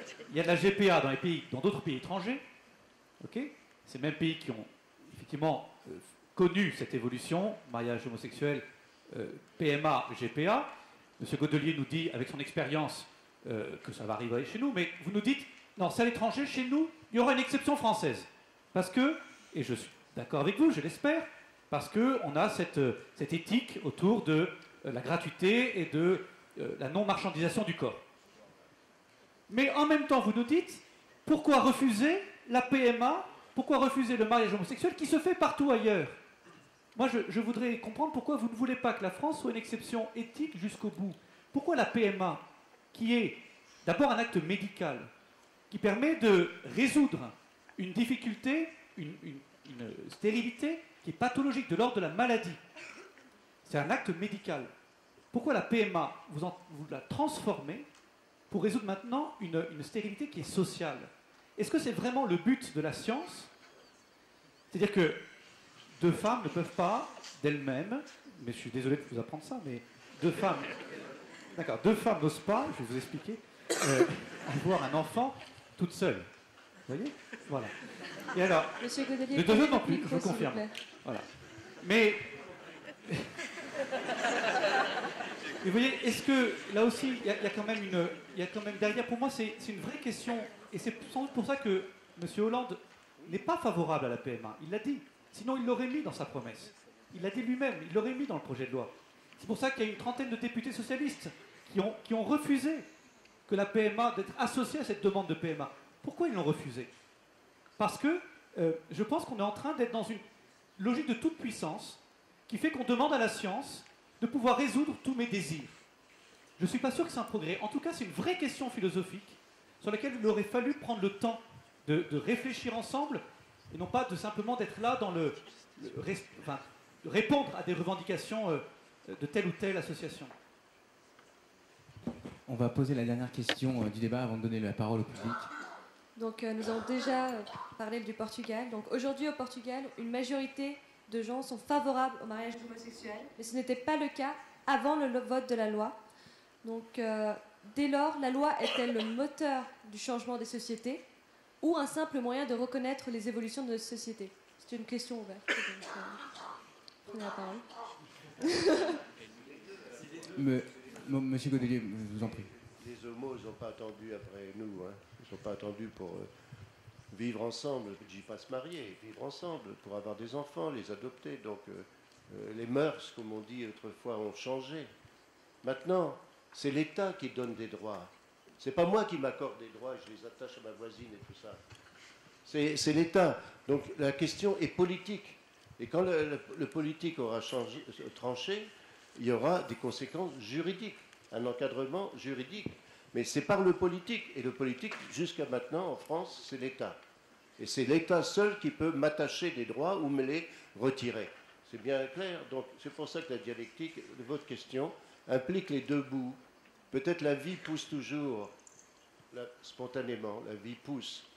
Mais elle ne peut se généraliser et prendre un cadre acceptable pour tous que par l'État. Je ne suis pas un fanatique de l'État, mais on vit en démocratie. On ne vit pas en Ukraine, on ne vit pas dans le système des castes, on est dans une démocratie. Et dans une démocratie, c'est l'État qui donne le droit aux gens de faire quelque chose ou qui leur retire ce droit. N'est-ce pas, Madame la juriste? Oui, absolument, mais le droit ne résulte pas nécessairement de la loi. La situation de fait, ça peut aussi constituer et être encadré par le droit.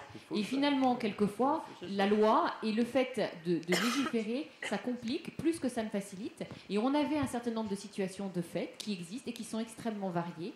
Et il y aurait eu peut-être moyen de trouver des outils adaptés, parce que, en l'occurrence, par exemple, on ouvre finalement la parentalité à travers le mariage. Et qu'est-ce qu'on fait pour ceux qui ne veulent pas se marier, ceux qui sont déjà séparés? Nous, on a des situations où, en réalité, la loi ne va apporter aucune réponse. Et donc, en réalité, il y avait peut-être d'examiner de façon beaucoup plus précise les situations de fait, de résoudre au cas par cas, avec peut-être des ajustements législatifs, eh bien, les situations concrètes, sans apporter une loi qui, en fait, brille par son symbole, mais qui, en pratique, va avoir des effets qui sont d'abord pas ceux qui sont annoncés et qui vont d'abord pas résoudre les situations qui sont visées et qui, finalement, apportent plus de difficultés qu'elles ne résoudent de situations. Monsieur l'abbé? Moi, je pense que la loi, elle est toujours du côté du plus fragile. Elle est toujours du côté du plus petit. Et c'est pour ça que, parfois, elle doit mettre des limites au désir des adultes. Je reprends par exemple l'exemple, pour les couples hétérosexuels, la PMA n'est pas ouverte aux couples qui ne sont plus en âge de procréer. Pourquoi? Parce que, et pourtant, on a vu dans d'autres pays des femmes 65 ans et plus qui avaient accès à la PMA. Eh bien, en France, on dit non. Pour le bien de l'enfant, ça prime sur le désir même sincère de cette femme ou de ce couple d'avoir un enfant. C'est-à-dire que l'État est capable de décider ce qui est bon pour l'enfant, ce qui est juste et bon pour l'enfant. C'est pour ça qu'on dit aujourd'hui, non pas que les couples hétérosexuels doivent être mariés, mais qu'ils doivent au moins vivre depuis 2 ans ensemble et qu'on n'ouvre pas la PMA aux personnes célibataires, parce que l'État juge de lui-même, que pour un enfant, c'est mieux d'avoir un couple stable avec cette référence père-mère. Et donc c'est pour ça que, pour moi, la loi, quelle que soit la sincérité, j'insiste là-dessus, du désir des uns et des autres, le législateur, c'est tout son honneur, c'est tout aussi parfois sa difficulté de prendre de la hauteur et de prendre du recul par rapport aux revendications des uns et des autres, eh bien, doit être capable de chercher ce qu'il y a de mieux pour le plus fragile, pour celui qui ne vote pas, c'est-à-dire pour l'enfant. Monsieur Binet, on laisse conclure cette question et on donnera la parole à la salle qui, j'imagine, aura quelques questions à poser. Oui, d'abord sur les insuffisances de la loi, nous les avons vues, du projet de loi qui n'est pas loi encore, et sur la question très précise, parce que j'ai quand même entendu dans votre discours, cher maître, beaucoup de questions. Comment on fait? Comment ils viennent dans nos cabinets? On n'a pas de solution. L'objectif du projet est aussi d'apporter des solutions. Et sur un certain nombre de cas, vous avez parlé des couples qui sont aujourd'hui séparés, des couples homosexuels séparés, que clairement, sur lesquels clairement le projet de loi n'apporte pas de solution. Moi, j'ai l'ambition d'en apporter une à travers un amendement que je déposerai dès demain, qui est en travail. On a quasiment fini demain. Je le confronterai avec des représentants du gouvernement demain et je le déposerai jeudi ou vendredi justement pour résoudre ce problème. On aura d'autres amendements évidemment qui viennent du rapporteur que je suis ou des différents groupes politiques pour que cette loi soit la plus complète possible, en sachant que derrière il y aura aussi un projet de loi famille qui fera écho sur un certain nombre de sujets qui ne concerneront pas d'ailleurs que les couples homosexuels et l'homoparentalité qui est notre sujet là, mais qui concernera plutôt des difficultés comme en tout cas des questions, des interrogations comme le statut du tiers qui concerne très largement toutes les familles. Je n'ai pas parlé de la famille monoparentale, c'est un vrai sujet de société. Non pas parce qu'il y a une absence de père, non pas parce qu'il n'y a pas de référence à un père, mais parce qu'il y a des mères paupérisées, seules.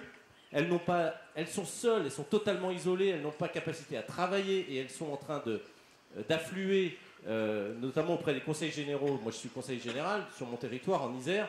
On a quasiment la moitié des bénéficiaires du RSA qui sont des femmes seules et qui ne peuvent pas s'en sortir, qui n'ont aucune possibilité d'intégration professionnelle, sociale. Elles sont bloquées avec leurs enfants, avec leur paupérisation. Ça, c'est un enjeu social fort qui n'a rien à voir avec l'altérité. Et c'est l'urgence. Oui, et c'est l'urgence. Et c'est l'urgence. La loi ne peut pas grand-chose. C'est un fait de société très largement à bouger. Mais effectivement, ça, c'est un problème beaucoup plus que l'homoparentalité, me semble-t-il, même si derrière, la loi, elle est ce qu'elle est. Elle s'occupe aussi des familles monoparentales. On est plus sur de l'action sociale au quotidien, mais il faut évidemment s'en préoccuper. Sur donc les textes, on va y apporter des solutions et vous appelez, je crois, le législateur que je suis, à légiférer. C'est ce que nous faisons. L'objectif de cette loi, c'est de légiférer justement et d'apporter des solutions à ces familles pour lesquelles vous n'en avez pas en tant que juriste. Et sur les limites aux adultes, écoutez, monsieur l'abbé, moi je pourrais reprendre ce que vous avez dit sur s'occuper du plus faible, s'occuper du plus petit, c'est l'impression, c'est le sentiment, la conviction que j'ai pour faire ce droit-là. Parce que faire peser sur Sacha et sur d'autres, sur des milliers d'enfants qui sont aujourd'hui élevés par des couples homoparentaux, des couples homosexuels, faire peser sur eux une faute que pour vous jugez être une faute, une erreur. Je pas parler de faute. Quand vous dites il faut mettre des limites aux droits des adultes, ça veut dire quoi? Ça veut dire qu'on l'interdit? On interdit la PMA. Pourquoi vous interdisez la PMA? Pourquoi vous interdisez la PMA aux couples qui ne vivent pas ensemble depuis 2 ans? Monsieur, mais c'est pareil dans tous les pays. Pourquoi vous interdisez la PMA aux couples qui sont plus en âge de procréer? Vous mettez une limite au désir. Non. Ce que vous voulez faire, c'est interdire de fait, ou en tout cas pénaliser, à travers une sanction qui est un peu dommageable et qui touche en tout cas essentiellement l'enfant, des pratiques d'adultes qui continueront et qui continueront à se développer. Pourquoi vous n'autorisez pas dans ce cas-là? Pourquoi vous ne reconnaissez pas dans ce cas-là les enfants qui sont issus de GPA? Laissez-moi parler. Mais non, ça n'a rien à voir. C'est pareil. Eux aussi sont victimes. Encore une fois, je veux essayer de vous faire comprendre que notre objet, ça n'est pas de juger et de donner une autorisation à des parents de faire famille. Mais qui peut s'arroger ce droit-là? Est-ce qu'aujourd'hui on le fait pour les couples hétéros? Est-ce qu'aujourd'hui on interdit aux couples hétéros qui sont peut-être monsieur un peu trop âgé par rapport à madame, est-ce qu'on lui interdit de faire famille? Mais vous refusez parfois, l'agrément d'adoption. Mais non, mais attendez. Mais il n'est pas question de refuser de faire famille pour qui que ce soit, c'est pas ça le sujet. Si. Ah bah si. Non, c'est absolument pas ça le sujet. Non, c'est absolument pas ça le sujet, c'est de ne pas utiliser un mauvais outil juridique. La difficulté, c'est d'utiliser le droit de la filiation. Mais faites-moi confiance pour que l'outil juridique soit meilleur. Ah ben, Voilà, ça j'attends. Mais en attendant, la filiation, le fait d'utiliser pour ce type de situation, le fait d'utiliser la filiation, regardez dans le texte dans le projet tel qu'il existe. Vous avez un titre 7 dans le Code civil avec un article 310 qui nous dit que les enfants dont la filiation est légalement établie auront un père et une mère. Et puis ensuite, vous avez le titre 8 du Code civil qui concerne les enfants adoptés. Et ces enfants adoptés, eux, ils n'auront plus de père et de mère, ils auront des parents. Donc, on est en train d'opérer exactement le chemin inverse de celui que vous avez décrit très justement tout à l'heure, qui était de dire on homogénise le statut de tous les enfants, on supprime les discriminations entre enfants légitimes, enfants naturels, enfants adultérins, etc. Et maintenant, on est en train de créer quelque chose de différent. Il va y avoir des enfants titre 7 du Code civil qui vont avoir un père et une mère, et puis des enfants titre 8 du Code civil qui, eux, auront des parents, c'est-à-dire qui seront privés du fait de la loi, de leur branche paternelle ou de leur branche maternelle. Ça veut dire aussi qu'on est en train, titre 9 du Code civil, d'expliquer que finalement, dans le cadre de l'autorité parentale, on n'a pas besoin d'avoir un père et une mère, puisque finalement on a des parents. C'est-à-dire que nous, dans les séparations, dans les divorces ou dans les séparations de parents, alors qu'on essaye désespérément de dire à chacun que ce qui est essentiel pour l'enfant, parce que c'est un besoin de l'enfant, de maintenir des liens avec son père et avec sa mère, eh bien aujourd'hui, qu'est-ce qu'on nous dit ? Que finalement un enfant peut très bien se passer de son père ou qu'il peut très bien se passer de sa mère, que c'est tout à fait indifférent et que c'est pas important. Comment fait-on ? Monsieur le député. Monsieur Godelier, Est-ce que vous je pose la question au député. Là. Monsieur Godelier, Est-ce que vous êtes entouré de mauvais juristes? Non. Ah mais excusez-moi, c'est une bonne question. C'est la première fois qu'un texte de cette importance est réalisé sans qu'il y ait un collège d'experts, sans qu'il y ait un groupe de travail. C'est pas possible de dire ça. Ah ben si. C'est pas possible de dire ça. Un collège d'experts, ça veut dire non, mais un groupe de travail avec des magistrats, avec des professeurs agrégés, etc. On a fait que ça pendant 3 mois. Mais non, le texte tel qu'il est sorti. Non, mais le texte tel qu'il est sorti. Le problème, c'est qu'on parle pas de la même chose. Moi, j'ai une petite provoque. Hein, oui, mais vous avez raison. Parce que la question des juristes qui se sont penchés sur ce projet est une excellente question. Concrètement, il y a eu des auditions faites dans le bureau de Madame Taubira dont on n'a pas eu écho, et depuis, il n'y a pas eu de groupe de travail.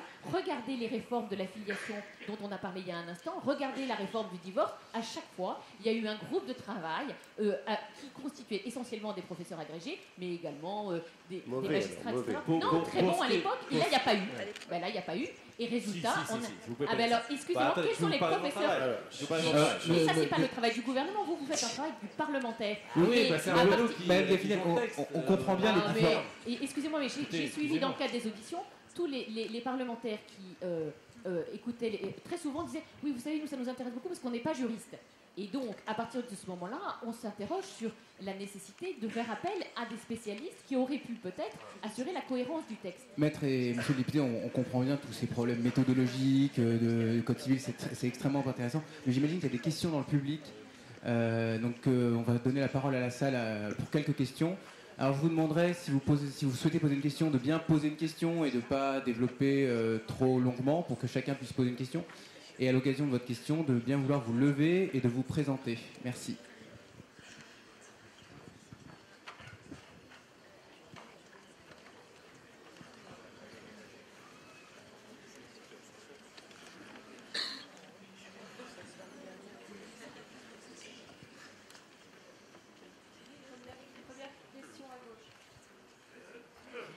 Bonsoir.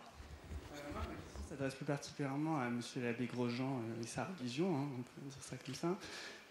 En fait, si tout à l'heure j'ai bien compris quand vous expliquiez vos réticences à propos des couples homoparentaux, enfin de maman, de papa, il m'a semblé que, de toutes mes années passées dans l'enseignement catholique, moi j'ai retenu une chose, c'est que quand même l'Église avait une conception intéressante du symbole. Et là encore, je pense avoir bien retenu que quand Jésus est né, bien, il y a eu un acte purement biologique, et ensuite l'Église a été capable d'accorder finalement une filiation symbolique à ce Jésus. Et donc, il est à partir de là, pas forcément... Et donc, non, j'ai pas fini ma question parce qu'elle est en deux temps. Donc finalement, ce que je comprends pas, c'est pourquoi avoir tant de mal avec l'idée de symboles et de fonctions qui sont en fait symboliques. Pourquoi ces réticences? Et ma deuxième question, c'est plus globalement à propos de la conception qu'a à l'heure actuelle l'Église, la conception de l'homosexualité par l'Église. C'est que là encore, dans mes années d'enseignement catholique, on m'a souvent répété que, enfin, je me souviens même de réunions organisées à ce propos, parce que c'est un sujet qui inquiète beaucoup l'Église, visiblement, même encore à l'heure actuelle, qu'en fait, c'est pas grave d'être homosexuel. Ça, c'est pas grave.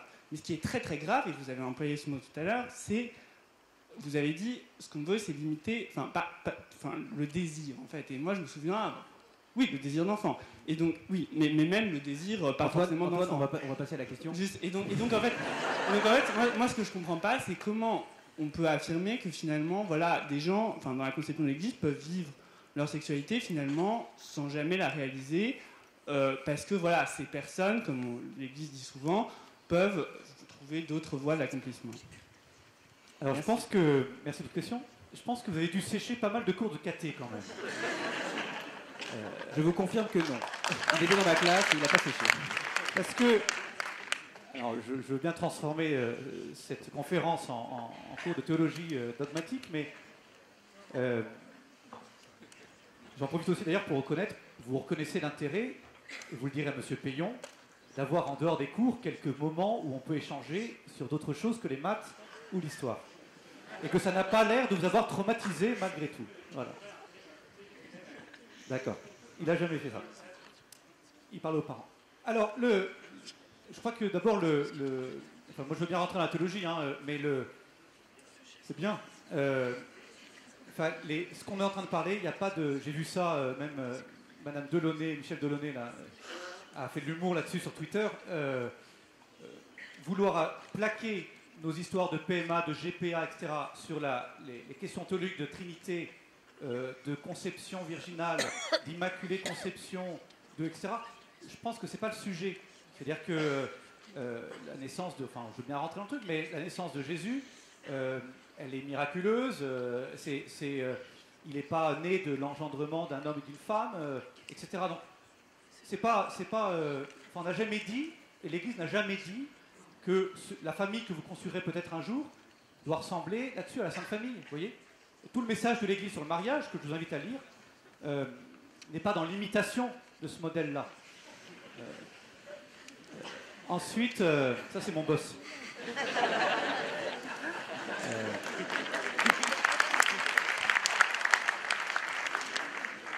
Il n'est pas élu que pour 5 ans, lui.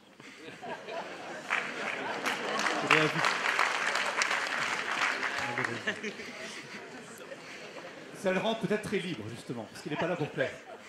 Et alors, on fera un débat sur la démocratie au Vatican. On en parlera. La deuxième question, c'est que moi, je veux bien en discuter après avec vous, si vous voulez, de ce message de l'Église, ou de ce que je peux dire, moi, quand des personnes homosexuelles viennent me voir en disant, voilà, je suis chrétien, je suis homosexuel, comment je peux vivre ma foi chrétienne, comment je peux vivre ma vie, qu'est-ce que je peux construire. Voilà. Quand l'Église, quand ils viennent me voir, c'est parce qu'ils ont le désir de vivre en cohérence avec leur foi, ce qu'ils sont. D'accord ? L'Église ne leur impose rien. C'est eux qui viennent librement demander à l'Église des critères de discernement.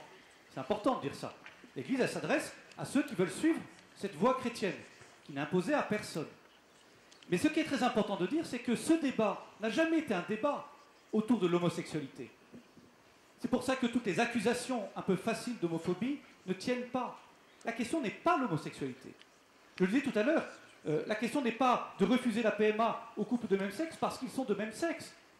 On le refuse aussi pour les mêmes raisons aux couples qui ne sont plus en âge de procréer, parce qu'on pense que ce n'est pas le mieux pour l'enfant. La question, et je crois que c'est la grande réussite de cette mobilisation, c'est d'avoir justement échappé au débat autour de l'homosexualité qui aurait été hors sujet, parce qu'il n'est pas question de juger de la sincérité de l'amour homosexuel, je ne vois pas qui pourrait le faire, mais de s'intéresser à la question de l'enfant, et de remettre la question de l'enfant au centre du débat. Cette question-là, ce projet de loi, il était fait par des adultes pour répondre à des revendications, des désirs d'adultes. Les Français ont ouvert les yeux, ça se voit dans les sondages. Aujourd'hui, tant qu'il s'agit de l'amour entre adultes, ils sont pour, 60%. À partir du moment où ça touche à la question de l'enfant, au bien de l'enfant, à l'intérêt de l'enfant, eh bien ils sont contre.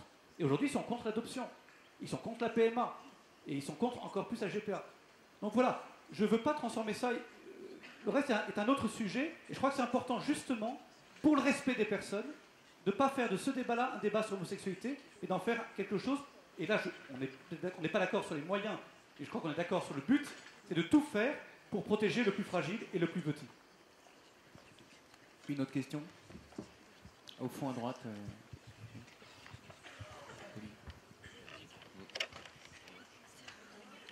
Est-ce que vous pouvez vous présenter, mademoiselle ? Donc je m'appelle Apolline, je suis en première année à l'ESSEC. Donc ma question est tout à fait en continuité avec la précédente, donc je vais m'adresser à l'abbé Grosjean. Quelque chose qu'on n'a pas encore évoqué et qui m'interroge, c'est que les catholiques qui sont contre le mariage homosexuel évoquent souvent la Genèse en disant que aux origines, c'est un homme et une femme. Et on a l'impression que ça s'en tient là. Un point, c'est tout. La Bible dit que, et c'est le seul argument. Est-ce que vous avez conscience que ça ne convainc pas la majorité des gens ? Qu'est-ce que vous leur répondez ? Mademoiselle, est-ce que dans ce que j'ai dit jusqu'à présent, vous avez entendu un seul argument confessionnel de ma bouche ? Professionnel, confessionnel ? Confessionnel. Non, mais justement, c'est pour ça que je posais la question, parce qu'il me manquait un peu... Écoutez, c'est ça qui est intéressant, c'est qu'on reproche ou on s'étonne que l'Église, justement, se saisisse de ce débat. Je réponds de deux façons à cette question-là. D'abord, elle s'en saisit, et elle peut s'en saisir parce que je suis prêtre, je suis aussi citoyen, mais parce que justement les arguments qu'elle utilise, et lisez, il y a 90 évêques qui ont interpellé le gouvernement sur la question, écoutez ce que peuvent dire les évêques ou les prêtres dans les médias, à aucun moment ils utilisent des arguments confessionnels. C'est d'ailleurs pour ça que... J'ai lu plusieurs textes de ceux que vous évoquez, et j'ai souvent remarqué un certain dogmatisme. La preuve, c'est que dans cette mobilisation, on dépasse largement le cercle des cathos. Il y a toutes les religions qui sont d'accord, et puis ensuite, il y a des non-croyants, et puis il y a des professionnels de l'enfance, il y a des juristes, il y a des élus. Donc on n'est pas du tout dans un débat confessionnel. La deuxième chose intéressante de noter, c'est que l'Église s'y intéresse parce que l'Église n'a jamais considéré qu'elle était justement restreinte au sujet confessionnel. Quand l'abbé Pierre, en hiver 54, fait son appel pour le logement, il ne parle pas de la Genèse, il ne vous explique pas comment dire le chapelet, il vous parle de ceux qui crèvent dans la rue et il parle d'une question politique, économique, sociale, qui est celle du logement. Il y a 2 ans, quand nos évêques interpellaient le gouvernement précédent sur la question des Roms, et d'ailleurs, je n'ai jamais entendu à ce moment-là des personnes socialistes le reprocher aux évêques, au contraire. Et bien pareil, c'est un sujet social et politique. Et aujourd'hui, pourquoi l'Église intervient ? Parce qu'à chaque fois, elle se saisit du bien commun. Et dès que le bien du plus fragile, du plus petit est en jeu, elle pense son devoir d'éclairer les consciences et d'apporter sa contribution au débat avec des arguments qui peuvent être partagés par tous parce qu'ils sont rationnels. Nous avons une autre question du public au milieu de la salle. Bonjour, je m'appelle Augustin. J'aurais 2 questions qui s'adresseraient à tous les intervenants. Une seule question. Une question en 2 temps. Non, tout d'abord, je ne comprends pas trop l'argument qui consiste à partir des comparaisons internationales, par exemple pour le mariage, qui est pour moi quelque chose à la fois de social et de culturel. C'est-à-dire que, par exemple, on a en France une certaine conception du mariage qui n'existe pas dans d'autres pays. Et donc je ne comprends pas trop l'argument qui consiste à dire à l'autre bout du monde, ils font comme ça. Pourquoi nous, est-ce qu'on ne ferait pas comme ça à partir du moment où le point de départ est différent ? Et donc à partir du moment où on a une tradition culturelle qui est différente. Et deuxièmement, je voudrais voir des évolutions en fait, sur les 20-30 dernières années, les évolutions sociales en France. Je voulais savoir si on ne pouvait pas rapprocher en fait, cette question du mariage homosexuel de quelque chose de plus large. Par exemple, ce qui se passe dans le milieu scolaire, dans le milieu éducatif. Il y a eu tout un discours dans les années 60 et les années 70 qui avait été notamment inspiré de sociologues comme Bourdieu, qui consistait à dire que, par exemple, toute forme d'autorité était une forme de domination. Je veux savoir si on ne pouvait pas rapprocher ça de la question du mariage homosexuel. Si finalement, juste parce qu'il y a une différence entre le mariage hétérosexuel et le mariage homosexuel, certains n'interprètent pas ça comme une forme de domination et donc délégitiment de fait la différence. Merci. Ouais. Monsieur Godelier.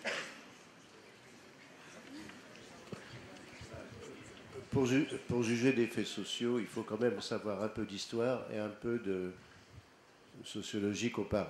Hein. Sinon, on tourne en rond en soi-même. Et puis, de toute façon, la société occidentale a beaucoup changé. Et je vous donne un exemple pris chez mon voisin. Hein.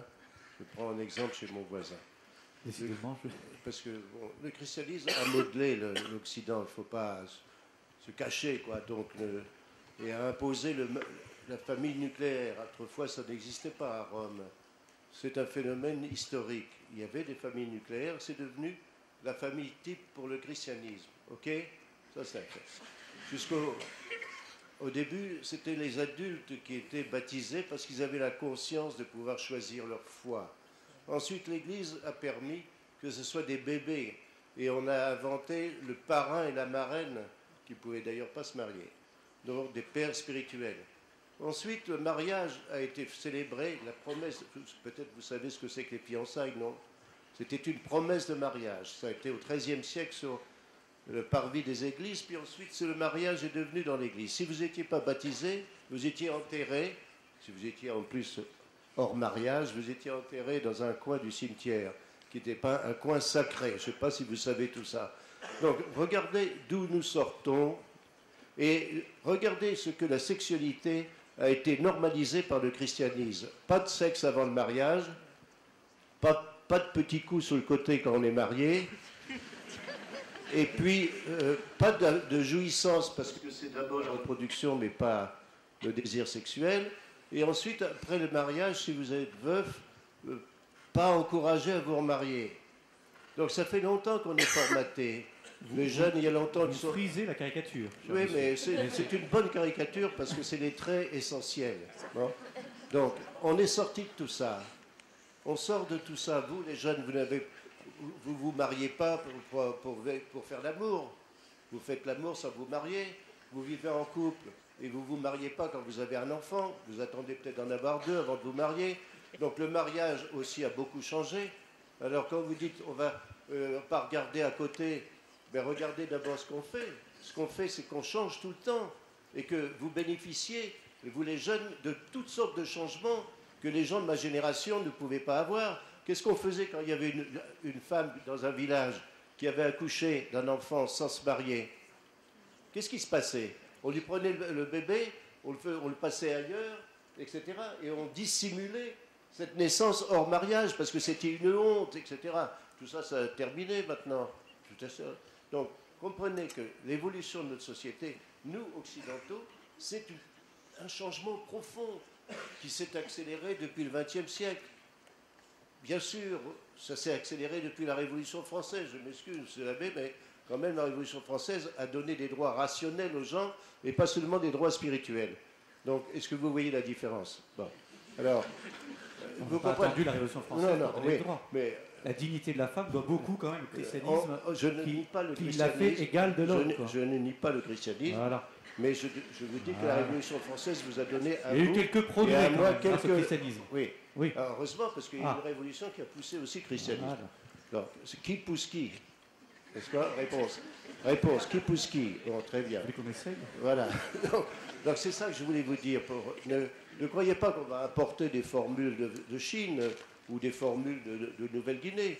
Mais voyez qu'il est possible d'élever des enfants qui sont normaux dans d'autres formules de mariage. C'est ça qu'on veut dire. Les enfants sont totalement normaux et ils vivent dans une situation en Inde ou ailleurs qui n'est pas la vôtre, culturellement, ni la mienne. Est-ce que tout changement est un progrès, cher monsieur? Non, pas du tout. Personne ne dit ça. Est-ce qu'aujourd'hui, un divorce sur 2, c'est un progrès?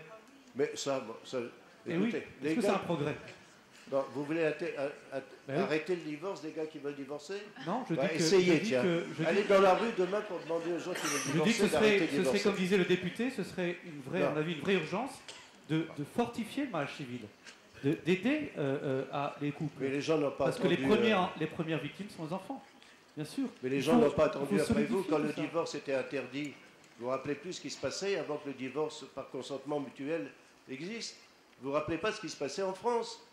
Et quand l'autorité paternelle existait et qu'il n'y avait pas l'autorité parentale, c'est l'État qui l'a donnée.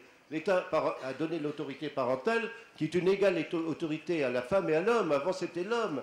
Et vous étiez d'ailleurs d'accord, parce que le Saint-Père, c'est quand même un père, non? C'est pas né, non. Bon, alors, donc, voyez les évolutions qui sont faites et les progrès énormes que l'État...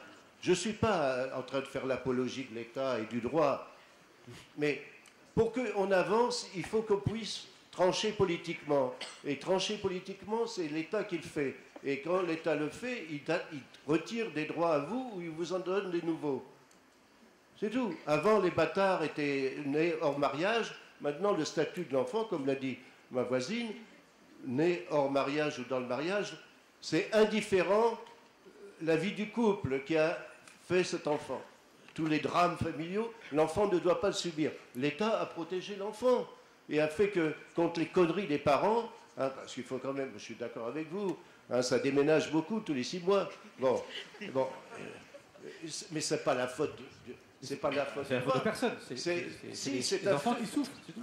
Mais c'est un fait de société profond. Interrogez-vous sur le fait qu'on dit la famille ça fout le camp, ensuite on dit l'école ça fout le camp, donc c'est les profs, ou bien c'est les parents, mais il y a des causes profondes qui font que, et dans l'école et dans la famille, ça fout le camp. Mais ce n'est pas la faute des parents ni des instituteurs.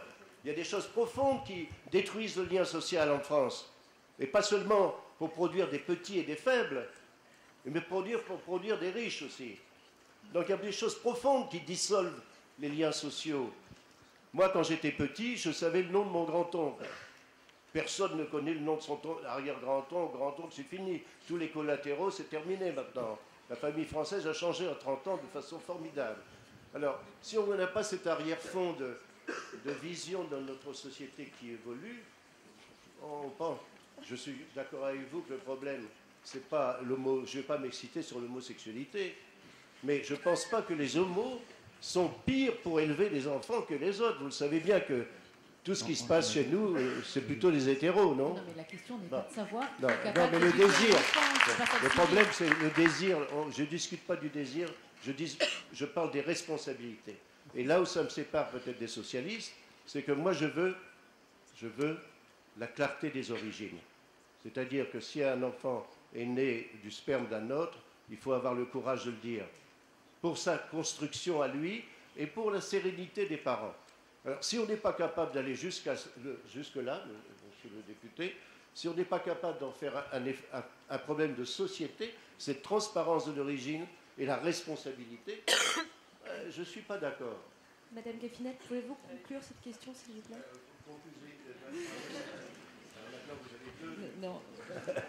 Non, mais juste un mot sur le statut de l'enfance, c'est-à-dire qu'on a eu toute une évolution où on a essayé, nous, en tant que juriste, d'expliquer que l'enfant et les liens qu'il avait avec ses parents étaient indépendants du couple des parents, c'est-à-dire que les parents soient mariés ou qu'ils soient séparés, les liens que l'enfant devait maintenir avec eux devaient exister. Et aujourd'hui, on arrive dans une situation complètement inverse, où en fait, c'est le fait de vivre avec un couple qui vous donne le statut de parent.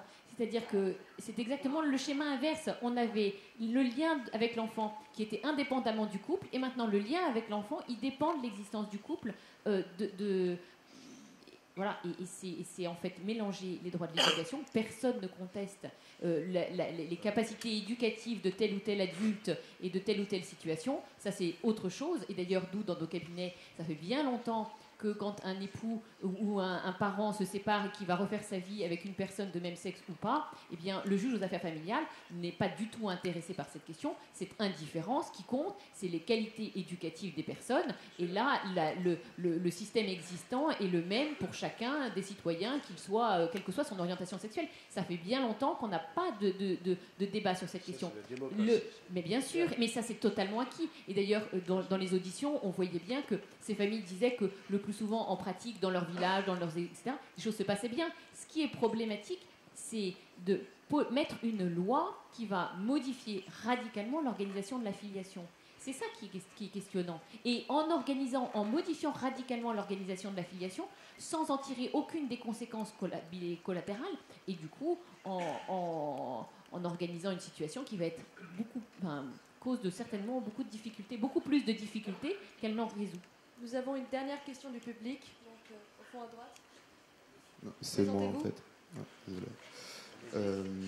Oui, moi j'ai une question par rapport à ce que vous avez dit, donc Monsieur Grosjean. Vous avez commencé par vouloir placer l'éducation de l'enfant au cœur de la question du mariage homosexuel. Et je suis d'accord avec vous, sauf que vous avez rapidement mis sur un piédestal la notion de figure du père et figure de la mère. Et est-ce qu'on ne pourrait pas considérer que, pour éduquer un enfant, il faut finalement certes être deux, c'est-à-dire peut-être un père et une mère, mais pas nécessairement, c'est-à-dire avancer plutôt l'idée de deux parents et pas nécessairement l'idée d'un père séparé d'une mère.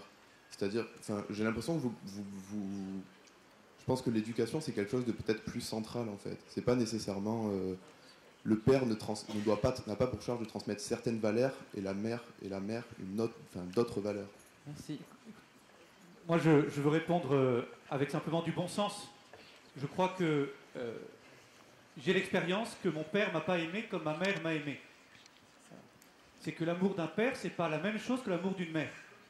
Que la relation au père n'est pas la même que la relation à la mère.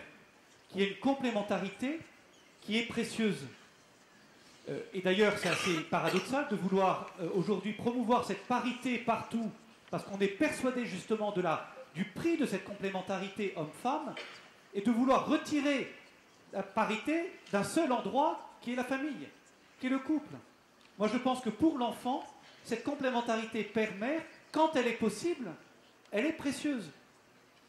Le 15 août dernier, je ne sais pas si vous en souvenez, peut-être, j'étais en vacances, le cardinal 23 avait demandé à tous les évêques de France et à tous les curés de France de faire une prière pour la famille au moment de la messe du 15 août.